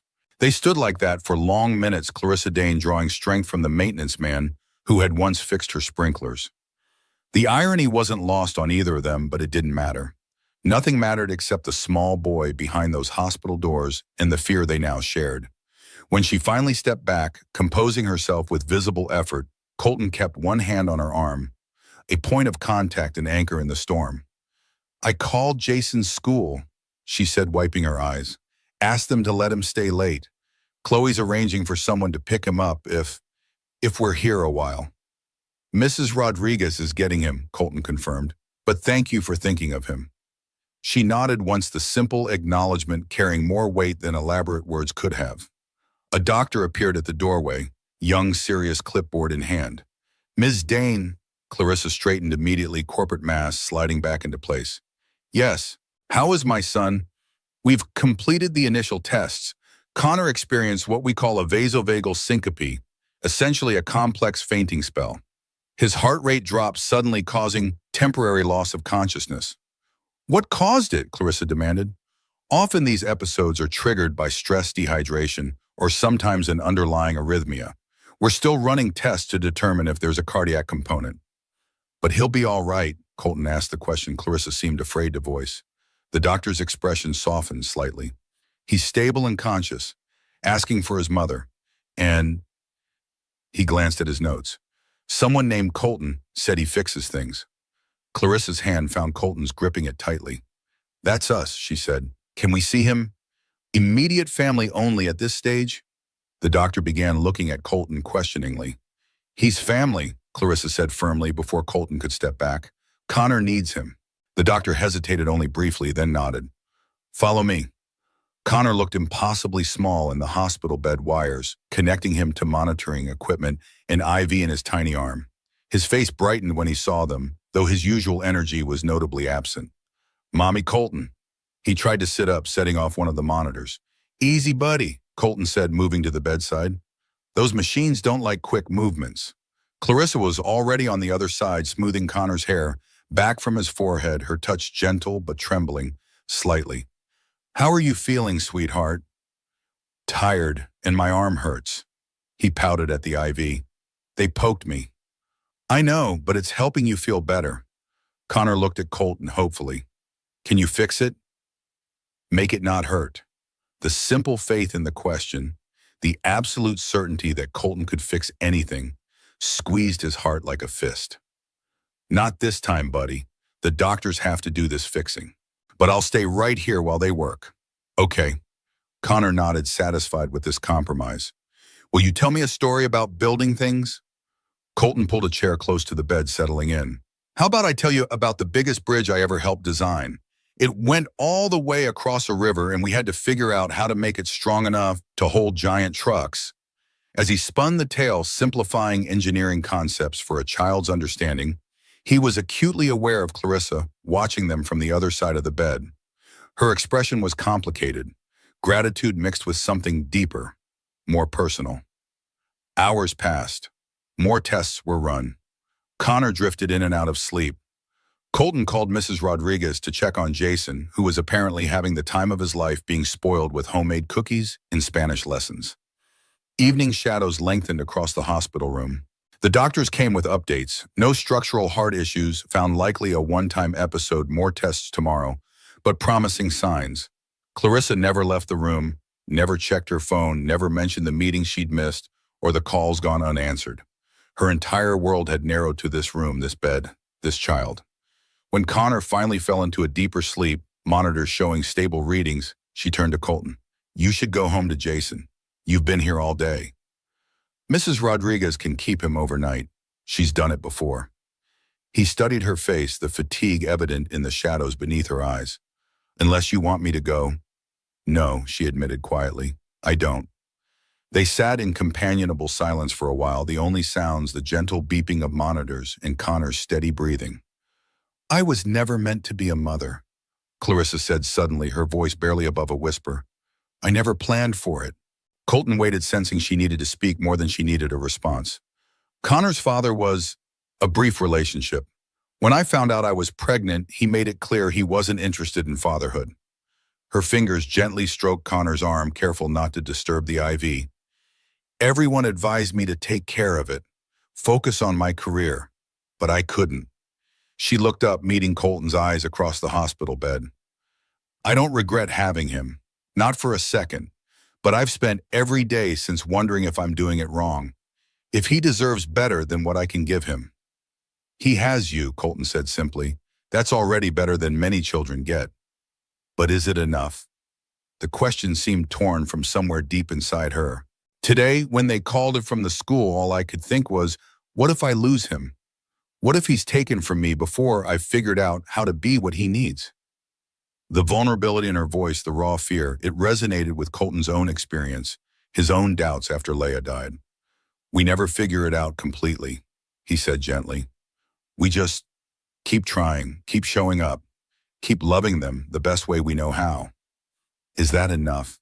It has to be. He reached across the bed, careful not to disturb Connor, and took her hand, because it's all any of us have to give. Her fingers tightened around his, accepting the comfort, the connection. In that moment, with their hands linked across a sleeping child, something fundamental shifted between them. No longer CEO and consultant, no longer employer and employee, but simply two parents united by love for their children and the shared experience of facing life's most profound fears together. "Thank you for coming today," she whispered, "for staying." "Always," he replied, the word a promise he hadn't planned to make, but meant with every fiber of his being. Neither noticed the doctor observing them briefly from the doorway before quietly moving on, making a note in the chart about the patient's supportive family environment.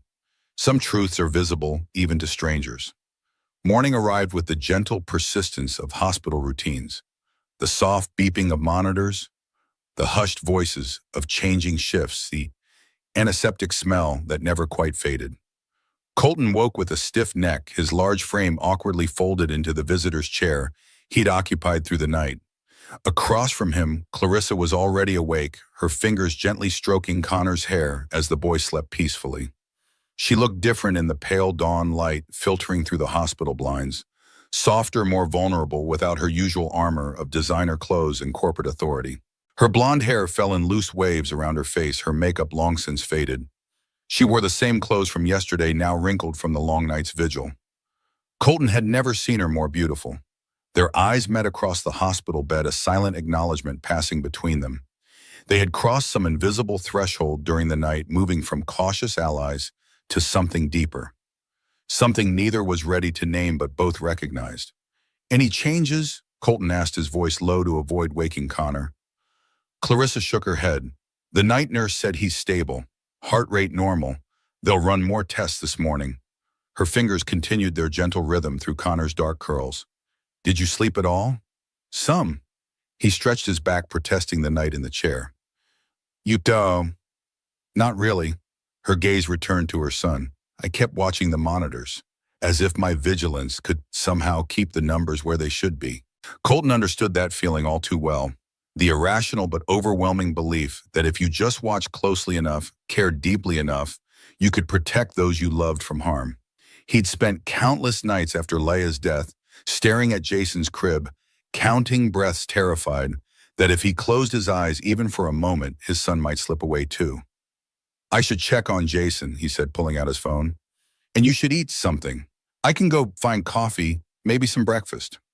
Before Clarissa could respond, the door opened and Dr. Mara entered, the pediatric cardiologist who had examined Connor the previous evening. She was a small woman with intelligent eyes and a calm demeanor that instantly commanded respect. Good morning, she said, taking in the two adults with an observant glance. I see you both stayed the night. How is he? Clarissa asked immediately, straightening in her chair. Dr. Mara consulted the tablet in her hands. The overnight readings are encouraging. His heart rhythm has remained stable and the EEG shows normal brain activity. She looked up. I believe what Connor experienced was indeed a vasovagal syncope. Essentially, his body overreacted to some trigger, causing his blood pressure and heart rate to drop suddenly. What kind of trigger? Colton asked. It varies. Sometimes emotional stress, sometimes physical, dehydration, hunger, even standing too long in one position. Dermera moved to Connor's bedside, checking the monitors with practiced efficiency. Has Connor been under any unusual stress recently? Changes at home, at school? Clarissa glanced at Colton, then back to the doctor. There have been some adjustments in our routine. New people in our lives. Her hand moved unconsciously toward Colton, then stopped, returning to the bed rail. But positive ones, I thought. Dr. Mara nodded. Children are more sensitive to change than we sometimes realize. Even good changes can create stress responses. She made a note in the chart. I'd like to run one more series of tests this morning, but if everything continues to look stable, Connor should be able to go home this afternoon. He'll be all right. Clarissa's voice held the barest tremor. I believe so. These episodes often resolve without further complications, especially in otherwise healthy children. Dr. Mara's expression softened slightly. Though I would recommend follow-up appointments and perhaps some lifestyle adjustments to minimize triggers. After the doctor left, Clarissa let out a long, shaky breath, the first real sign of the tension she'd been holding. Colton moved around the bed, standing beside her chair. He's going to be fine, he said softly, placing a hand on her shoulder. She looked up at him, her blue eyes bright with the unshed tears. I've never been so scared, she whispered. Not even when the company almost went bankrupt during the recession. Not even when my father died and left me in charge of everything. Her voice caught. I realized I could lose all of that. The company, the money, everything, and still survive. But Connor. I know. Colton said simply because he did. The terrifying vulnerability of loving a child was universal. The knowledge that your heart now lived outside your body, exposed to all the dangers of the world.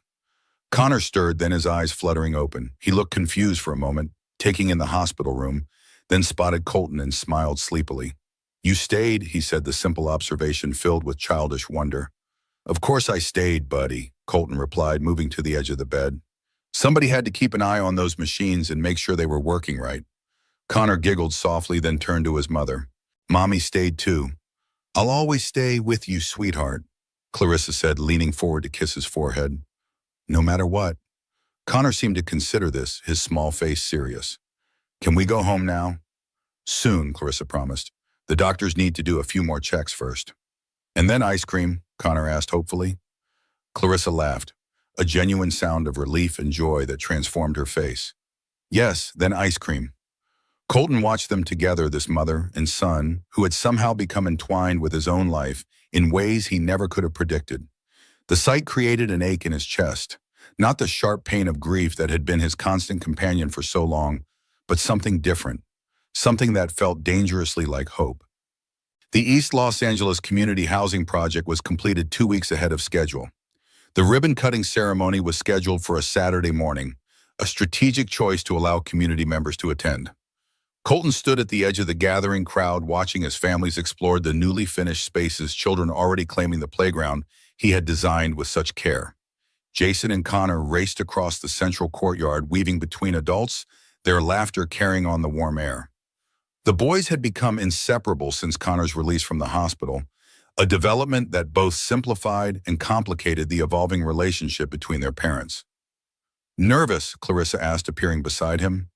She wore a simple blue dress rather than her usual business attire, a concession to the community focus of the event.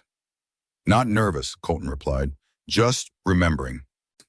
She followed his gaze to where a young couple stood beneath one of the courtyard trees, the woman heavily pregnant, the man with his arm protectively around her shoulders. They were studying a posted map of the complex, pointing out features to each other with evident excitement. "You're thinking about Leia," Clarissa said softly. Not a question. Colton nodded. She would have loved this place, the gardens especially. He smiled faintly. She always said buildings should grow food, not just contain it. Clarissa was quiet for a moment, then said, "Tell me about her, if you want to." The request surprised him. Few people asked about Leia anymore, as if mentioning her might somehow cause him pain, when in fact the silence around her name was often more painful than remembering. "She was a teacher," he began slowly. "Fifth grade. Believed education could change the world, but only if children felt safe and valued first." He looked out over the community spaces, seeing them through Leia's eyes. "She challenged me to design spaces that nurtured people, not just housed them. Said architecture was really just applied psychology, creating environments that shaped how people felt and behaved." "She sounds remarkable," Clarissa said. "She was." Colton turned to look at her directly. "She would have liked you." Clarissa raised an eyebrow. "Really, I'm everything she wasn't. Corporate, driven by profit margins, structured." "No," he shook his head. "You're a woman who chose to have a child alone rather than compromise your integrity, who built a company based on her father's principles rather than selling out, who stood in the rain to save a housing project when she could have made a phone call from her office." His voice softened. "Who sat all night in a hospital room watching her son breathe. Leia would have recognized what drives you beneath all the corporate armor." Clarissa looked away, clearly affected by his words, but unwilling to show it in such a public setting. Before she could respond, Chloe approached, tablet in hand. "They're ready for the speeches, Clarissa. The mayor just arrived." With a small nod to Colton, Clarissa moved toward the podium that had been set up near the community center entrance.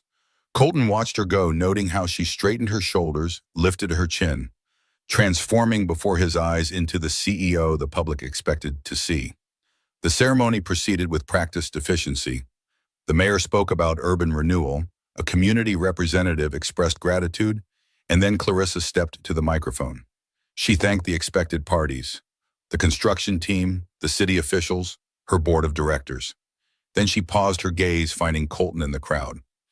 "But the true vision behind this project belongs to someone who reminded us that buildings are more than structures. They're frameworks for lives. Someone who showed us that good design isn't about showcasing wealth or status, but about creating spaces where people can thrive." Murmurs rippled through the corporate contingents as Clarissa continued. "Colton Hayes brought more than architectural expertise to this project.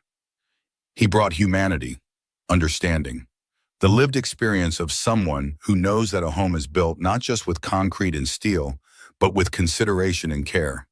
She gestured toward him. "Would you join me, Mr. Hayes?" Colton hesitated and uncomfortable with the public recognition. He hadn't done this for acclaim, but the expectant faces turned toward him, and he found himself moving forward, mounting the steps to the podium. Clarissa stepped aside, offering him the microphone. He took it reluctantly, surveying the gathered crowd. Corporate executives in expensive suits, construction workers who had implemented his designs, families who would live in the spaces he had imagined. "I'm not one for speeches," he began simply. "I believe buildings should speak for themselves. This one he gestured to the complex behind him. "This one says that everyone deserves beauty in their lives, that shared spaces can create community, that children need room to grow and play, that gardens feed more than just bodies." He paused, searching for the right words. My late wife used to say that we shape our buildings, and afterward they shape us.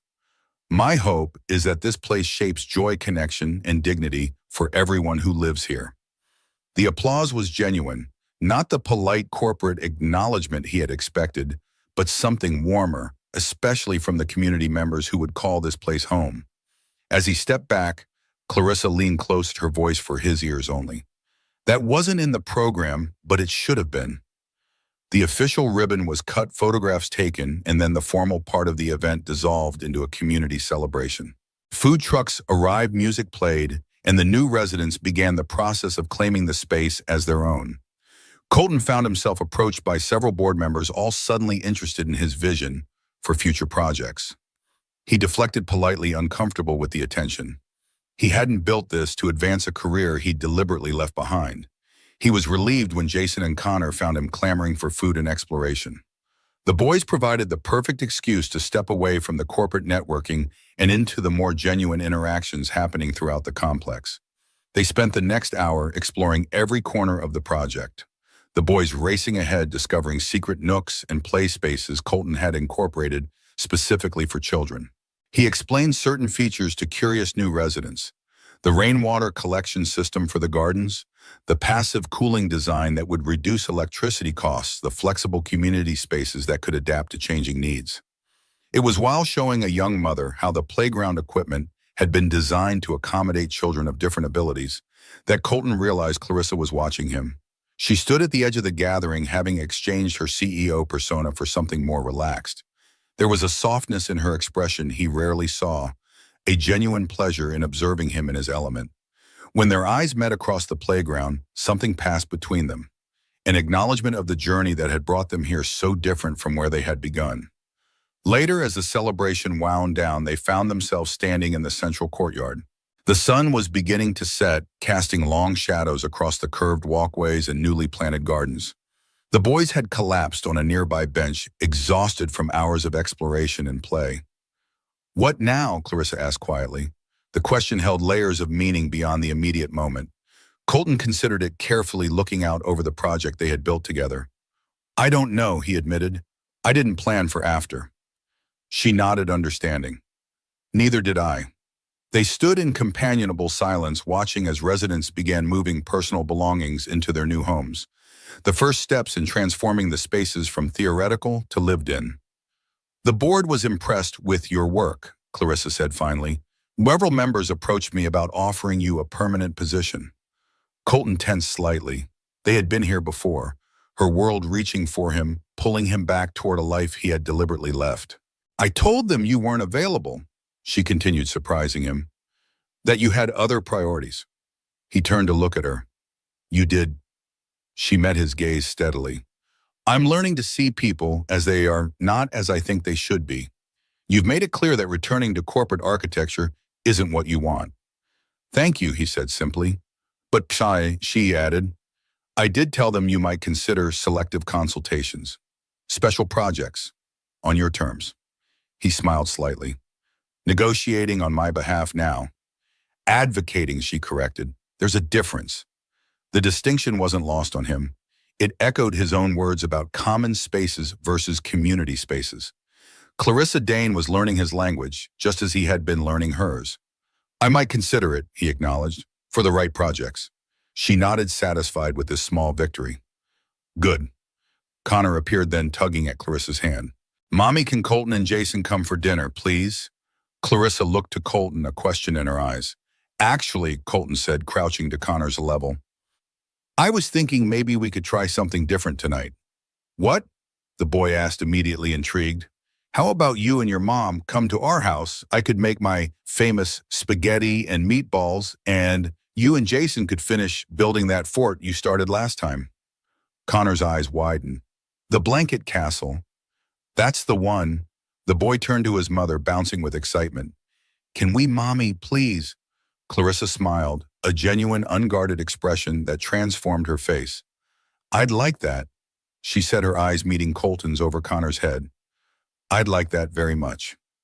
The blanket fort expanded to take over most of Colton's modest living room, the boys' architectural ambitions growing with each added sheet and cushion. Their delighted giggles drifted from beneath the fabric canopy as they created their own world complete with elaborate rules and imaginary dangers.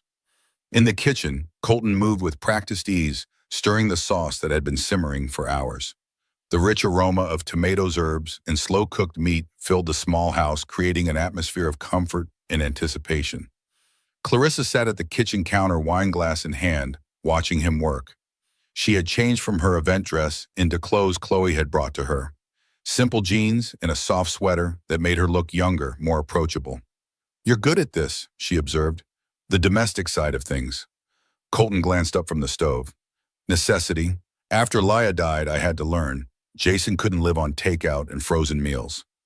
I relied on meal services and our housekeeper," Clarissa admitted. "I can barely make toast without setting off the smoke alarm." He smiled. "Some skills are more important than others. I doubt I could run a multinational corporation." "You'd be surprised," she said, sipping her wine. "It's mostly about recognizing patterns and solving problems before they become crises. Not unlike engineering, I imagine. Or parenting," he added, "especially parenting." She set down her glass, watching him test the pasta. "Though I feel like I'm still learning that particular skill set." "We all are," Colton assured her. "There's no blueprint for raising children. You just build as you go, making adjustments when something doesn't work." The metaphor wasn't lost on her. "Is that your approach to everything? See what works, adjust what doesn't?" He considered the question as he drained the pasta. "I suppose it is. Plans are important, but they have to be flexible. Reality rarely matches the drawing." "My father used to say something similar about business strategies," Clarissa mused. "He called it responsive development, having a clear vision but being willing to adapt the implementation." Colton nodded, adding the pasta to his sauce. "Smart man." "He was." There was a note of old grief in her voice. "Though I didn't always appreciate his wisdom when he was alive." "That's usually how it works," Colton said gently. "We don't recognize the value of what we have until later." Their eyes met across the kitchen, both aware that they were no longer talking about Clarissa's father. The moment was interrupted by Connor's head popping out from beneath the blanket fort. "Is dinner ready?" "We're starving in our kingdom," Colton laughed. "Almost ready, Your Majesty. Perhaps you and your royal advisor could set the table." The boys emerged from their fabric castle giggling as they took on the task of distributing forks and napkins with more enthusiasm than precision. Dinner was served not at the small kitchen table, but picnic-style on a blanket in the living room, a concession to the boys' insistence that they eat in the royal court.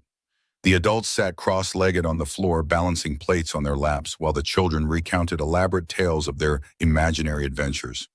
And then, Connor explained, twirling spaghetti with more energy than skill. "The dragon tried to steal our treasure, but Jason scared him away with his sword." "Very brave," Clarissa replied, seriously wiping sauce from her son's chin. "What was the treasure?" Jason answered, his voice solemn with the weight of imagination. "It was a magic stone that makes people happy forever."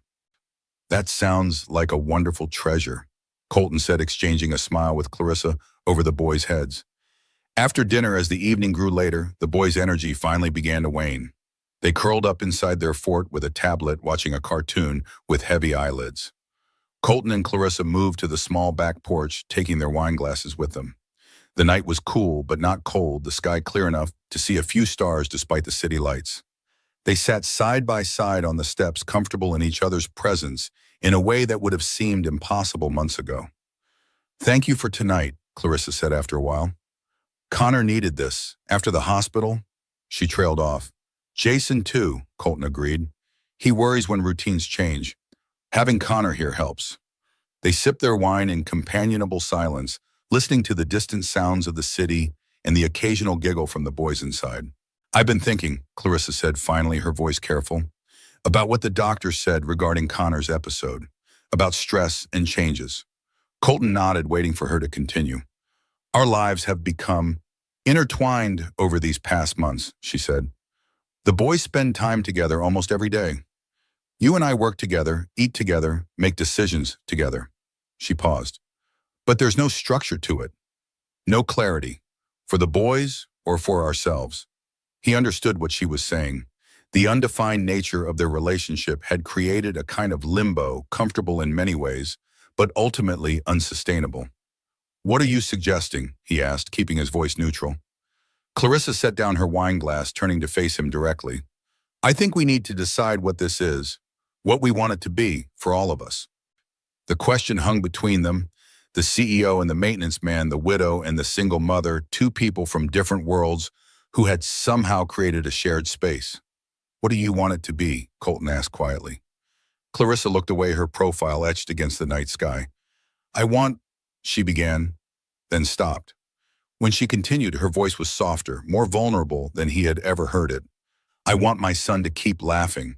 I want to come home to conversations instead of silence. I want to build something that matters more than quarterly reports and property values." She turned back to him, her eyes reflecting the porch light. "I want what we've started to become real, defined, intentional." The admission clearly cost her.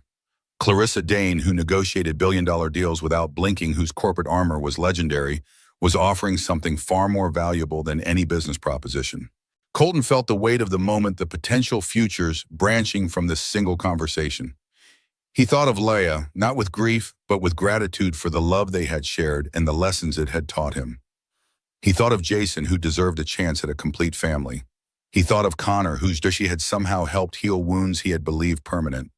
And he thought of Clarissa, the woman beneath the CEO who had stood in the rain to save their project, who had sat all night watching her son breathe, who was now brave enough to ask for what she wanted. "I want that too," he said simply. Her exhale was audible, relief mingled with something like joy. "Really?" he smiled. "Really?" There was more to discuss, practical matters of how and when and where. But for now, in the quiet of the evening with their children drifting to sleep, inside the acknowledgement was enough.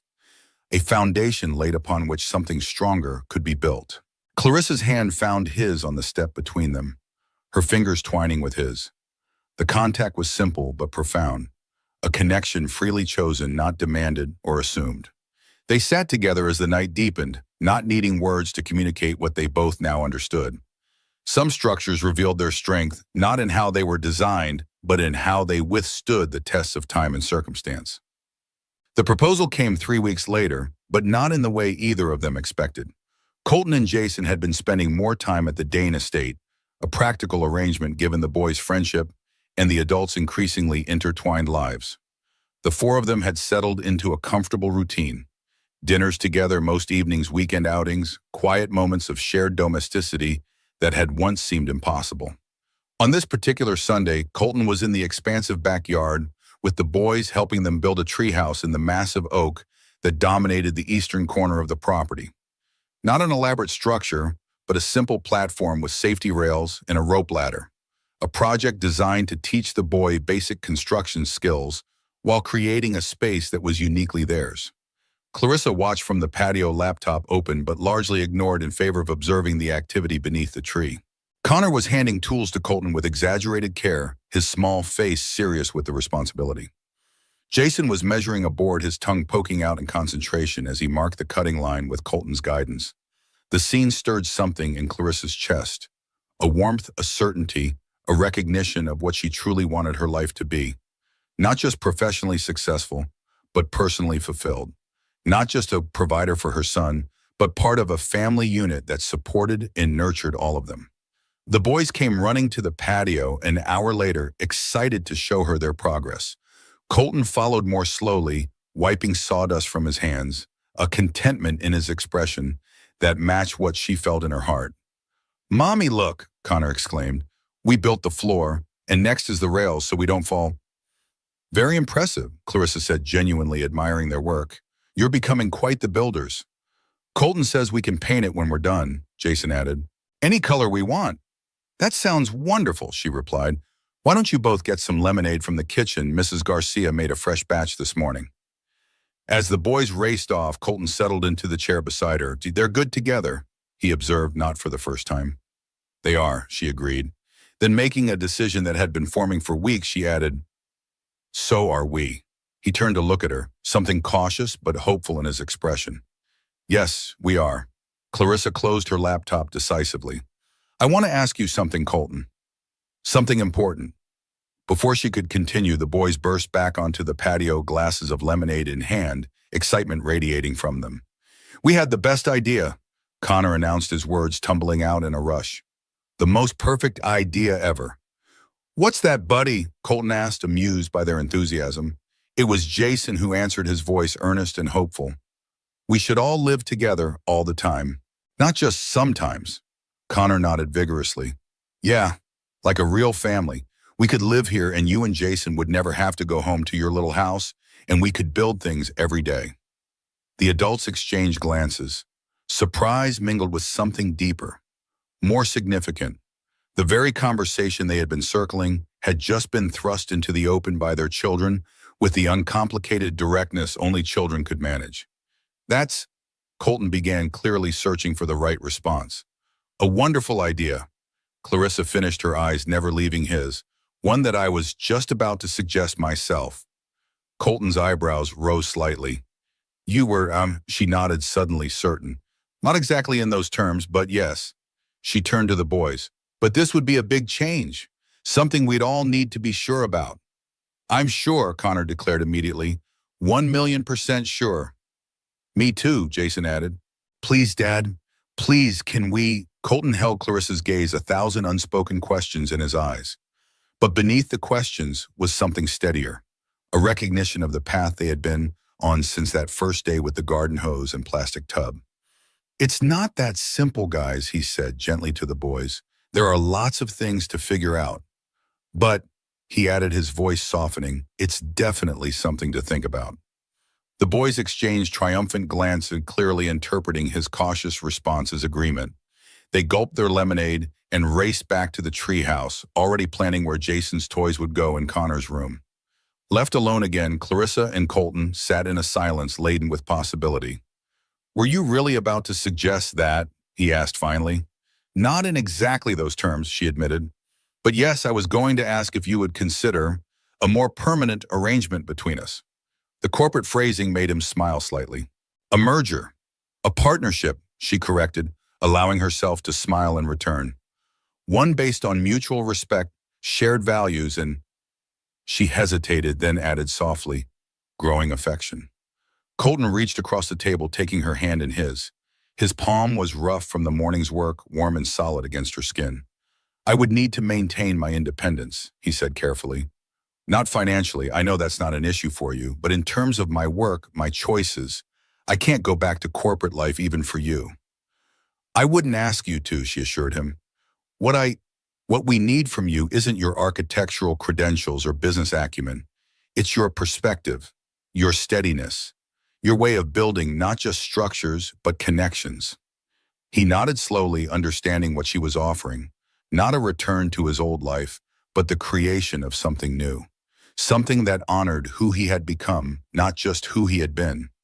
"I'd want to keep my house," he said. "At least for now. As a workshop, maybe. A place to go when I need space." "Of course," she agreed immediately. "I know how important that is to you." They were negotiating in their way, establishing boundaries, clarifying expectations. But beneath the practical considerations was a current of something deeper, more profound than either had expected to find again.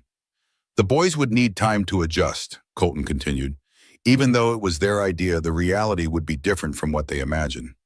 "We could take it slowly," Clarissa suggested. "Maybe start with weekends, then gradually increase. See how it works for all of us." He squeezed her hand gently. "You've thought about this." "I have," she admitted. "More than I realized until just now." Colton was quiet for a moment, his gaze drifting to the treehouse where the boys were happily hammering, their childish voices carrying across the yard. "I never expected this," he said finally. "After Leia, I thought that part of my life was finished, that Jason and I would build our own small world, and that would be enough." "And now?" Clarissa asked softly. He turned back to her, his expression open, vulnerable, in a way few people ever saw. "Now I'm beginning to think there might be room for more, for something I never planned but find myself wanting anyway." It wasn't a definitive yes, but it was more than Clarissa had dared to hope for, an acknowledgement of possibility, of willingness to try. "So we'll take it slowly," she said, "one step at a time, see what works, adjust what doesn't." He smiled, recognizing his own philosophy reflected back at him. Like building a house.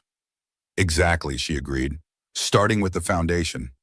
Their hands remained linked across the table, a bridge between their separate lives, a promise of something being constructed between them. Not with blueprints or formal plans, but with care and attention to the small details that made a structure into a home. In the oak tree, the boys continued their work, unaware that their simple suggestion had crystallized something their parents had been moving toward all along. Their laughter drifted across the yard, the sound of childhood, of possibility, of futures not yet drawn, but full of potential. The integration happened gradually as they had agreed. Weekends first, then the occasional weeknight.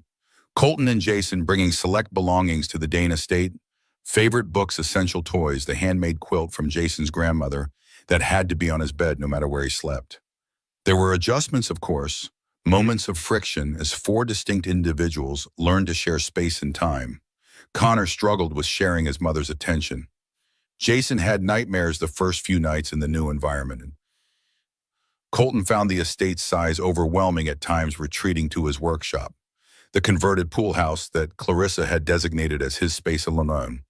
And Clarissa herself faced perhaps the greatest challenge, learning to let go of control to allow messiness and spontaneity into her meticulously ordered world. The first time Colton cooked in her kitchen, leaving flour on the counters and pots soaking in the sink, she had to physically leave the room to keep from immediately cleaning up after him. But there were beautiful moments too. Connor running to Colton with a scraped knee, trusting him to make it better. Jason asking Clarissa to read his bedtime story, his small body cuddled against her side, as if he'd always belonged there. The four of them eating breakfast together on Sunday mornings, pancakes shaped like dinosaurs, and Pirate's maple syrup sticky on little fingers, and sometimes adult ones too. And later, after the boys were asleep, there were quiet conversations on the patio, glasses of wine, tentative touches that grew more confident with time. The slow, careful building of an adult relationship alongside the family one, neither rushed nor taken for granted, but nurtured with the patience of people who understood the value of what they were creating. 3 months into this careful merger of lives, Colton received an unexpected call. The Seattle architecture firm he had once worked for, Montrose and Klein, wanted him to consult on a major project. A community center for families affected by domestic violence designed to provide both safety and healing. They had seen the East LA housing development in a national publication and recognized his influence immediately. "They want me on site for the initial planning phase," Colton explained to Clarissa that evening after the boys were asleep. 2 weeks in Seattle. She nodded, absorbing the information. "It sounds like an important project." "It is." He ran a hand through his hair, a gesture she had come to recognize as a sign of internal conflict. "The kind of work I always wanted to do before life intervened," she finished for him. "You should go." He looked at her, surprised by her immediate support. "It would mean leaving you and the boys for 2 weeks." "We'll manage," she said firmly. "This matters to you, and it matters to the families who will use that center." She reached for his hand across the couch. "You've supported my work from the beginning. Did you think I wouldn't do the same for you?" The relief in his expression was palpable. Another small fear laid to rest, another piece of trust established between them. "I'll need to bring Jason," he said. "It's too long to be apart from him." "Of course," she agreed, "though Connor will miss him terribly." Colton hesitated, then suggested, "You could both come too, not for the whole time. I know you have the company to run. But maybe for a weekend I could show you and Connor the city some of my old projects." The invitation represented something significant.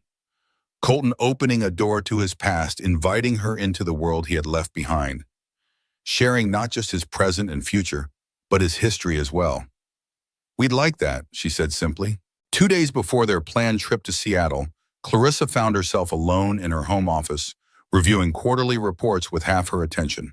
The other half was focused on the changes occurring throughout her home, the evidence of Colton and Jason's presence visible in every room. Jason's drawings magnetized to the refrigerator alongside Connor's. Colton's books on the living room shelves, engineering texts mingling with her business volumes. Work boots by the back door sized for both man and boy.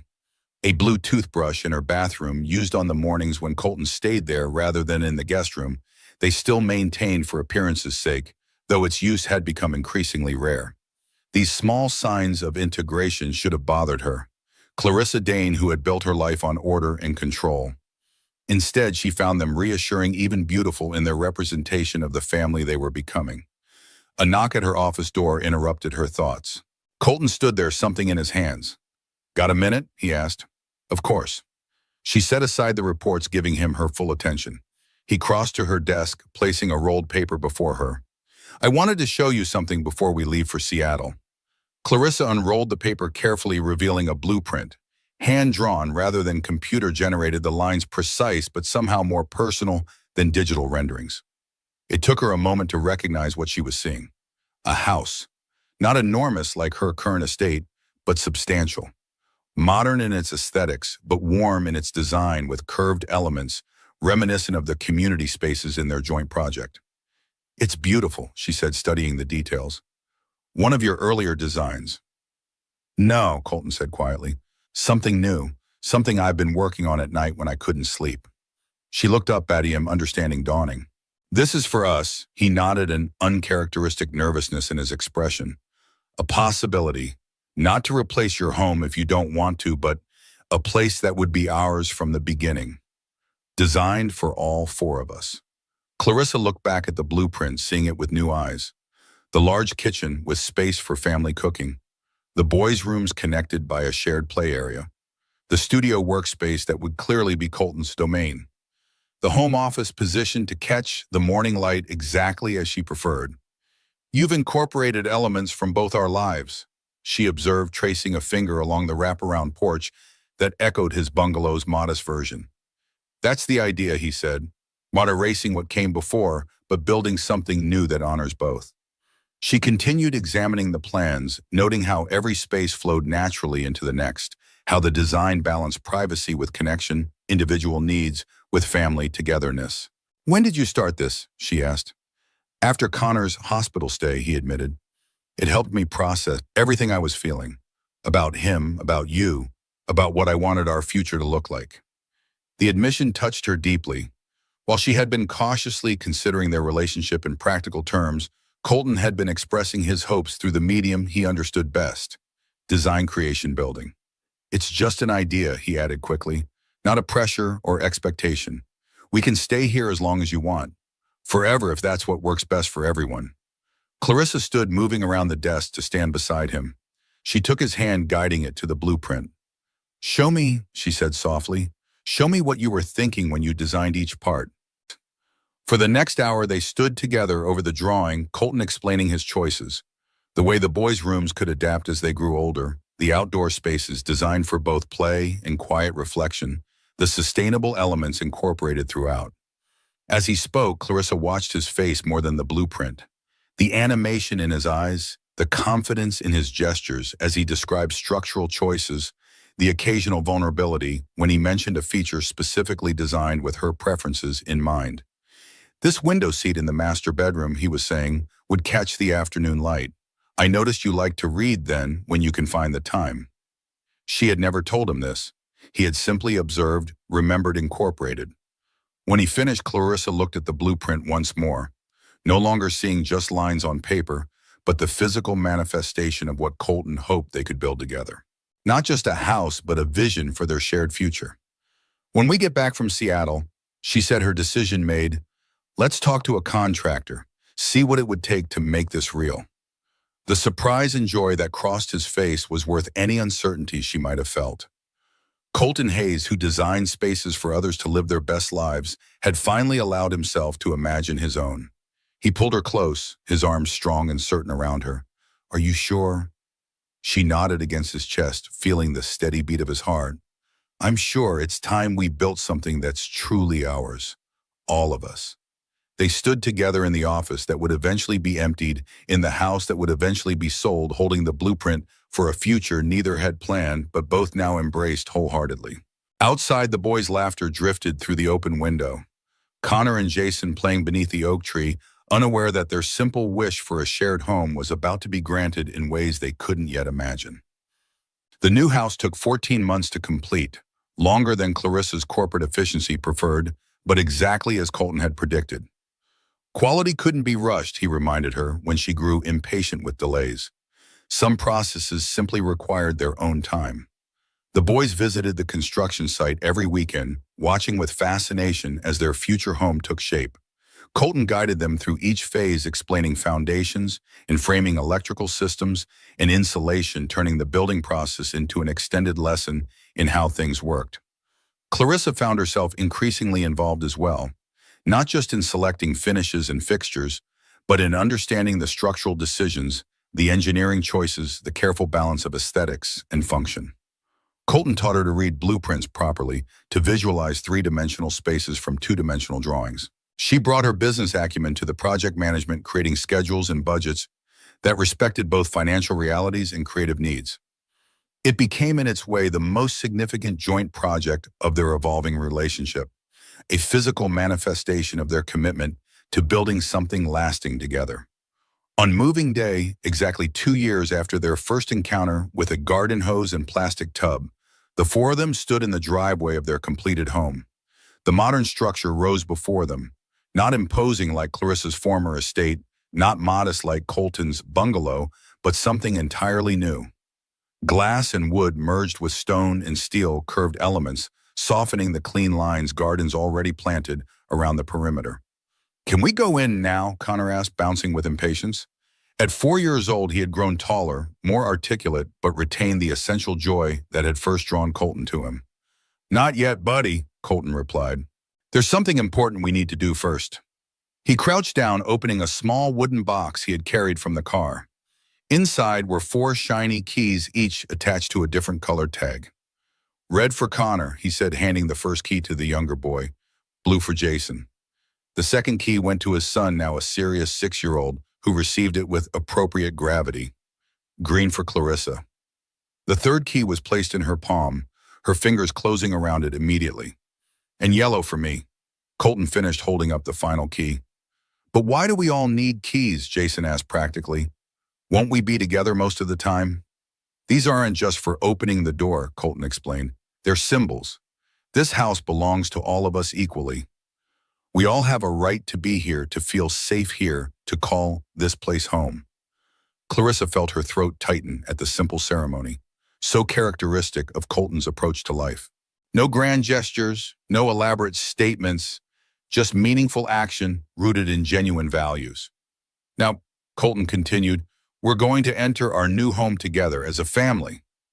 The boys didn't need to be told twice, racing up the front walkway with their keys clutched tightly in small fists. Clarissa and Colton followed more slowly, their hands finding each other with the easy familiarity of established connection. "Ready?" he asked quietly. She looked at him, this man who had entered her life as a maintenance worker and become so much more. Partner, co-parent, lover, friend.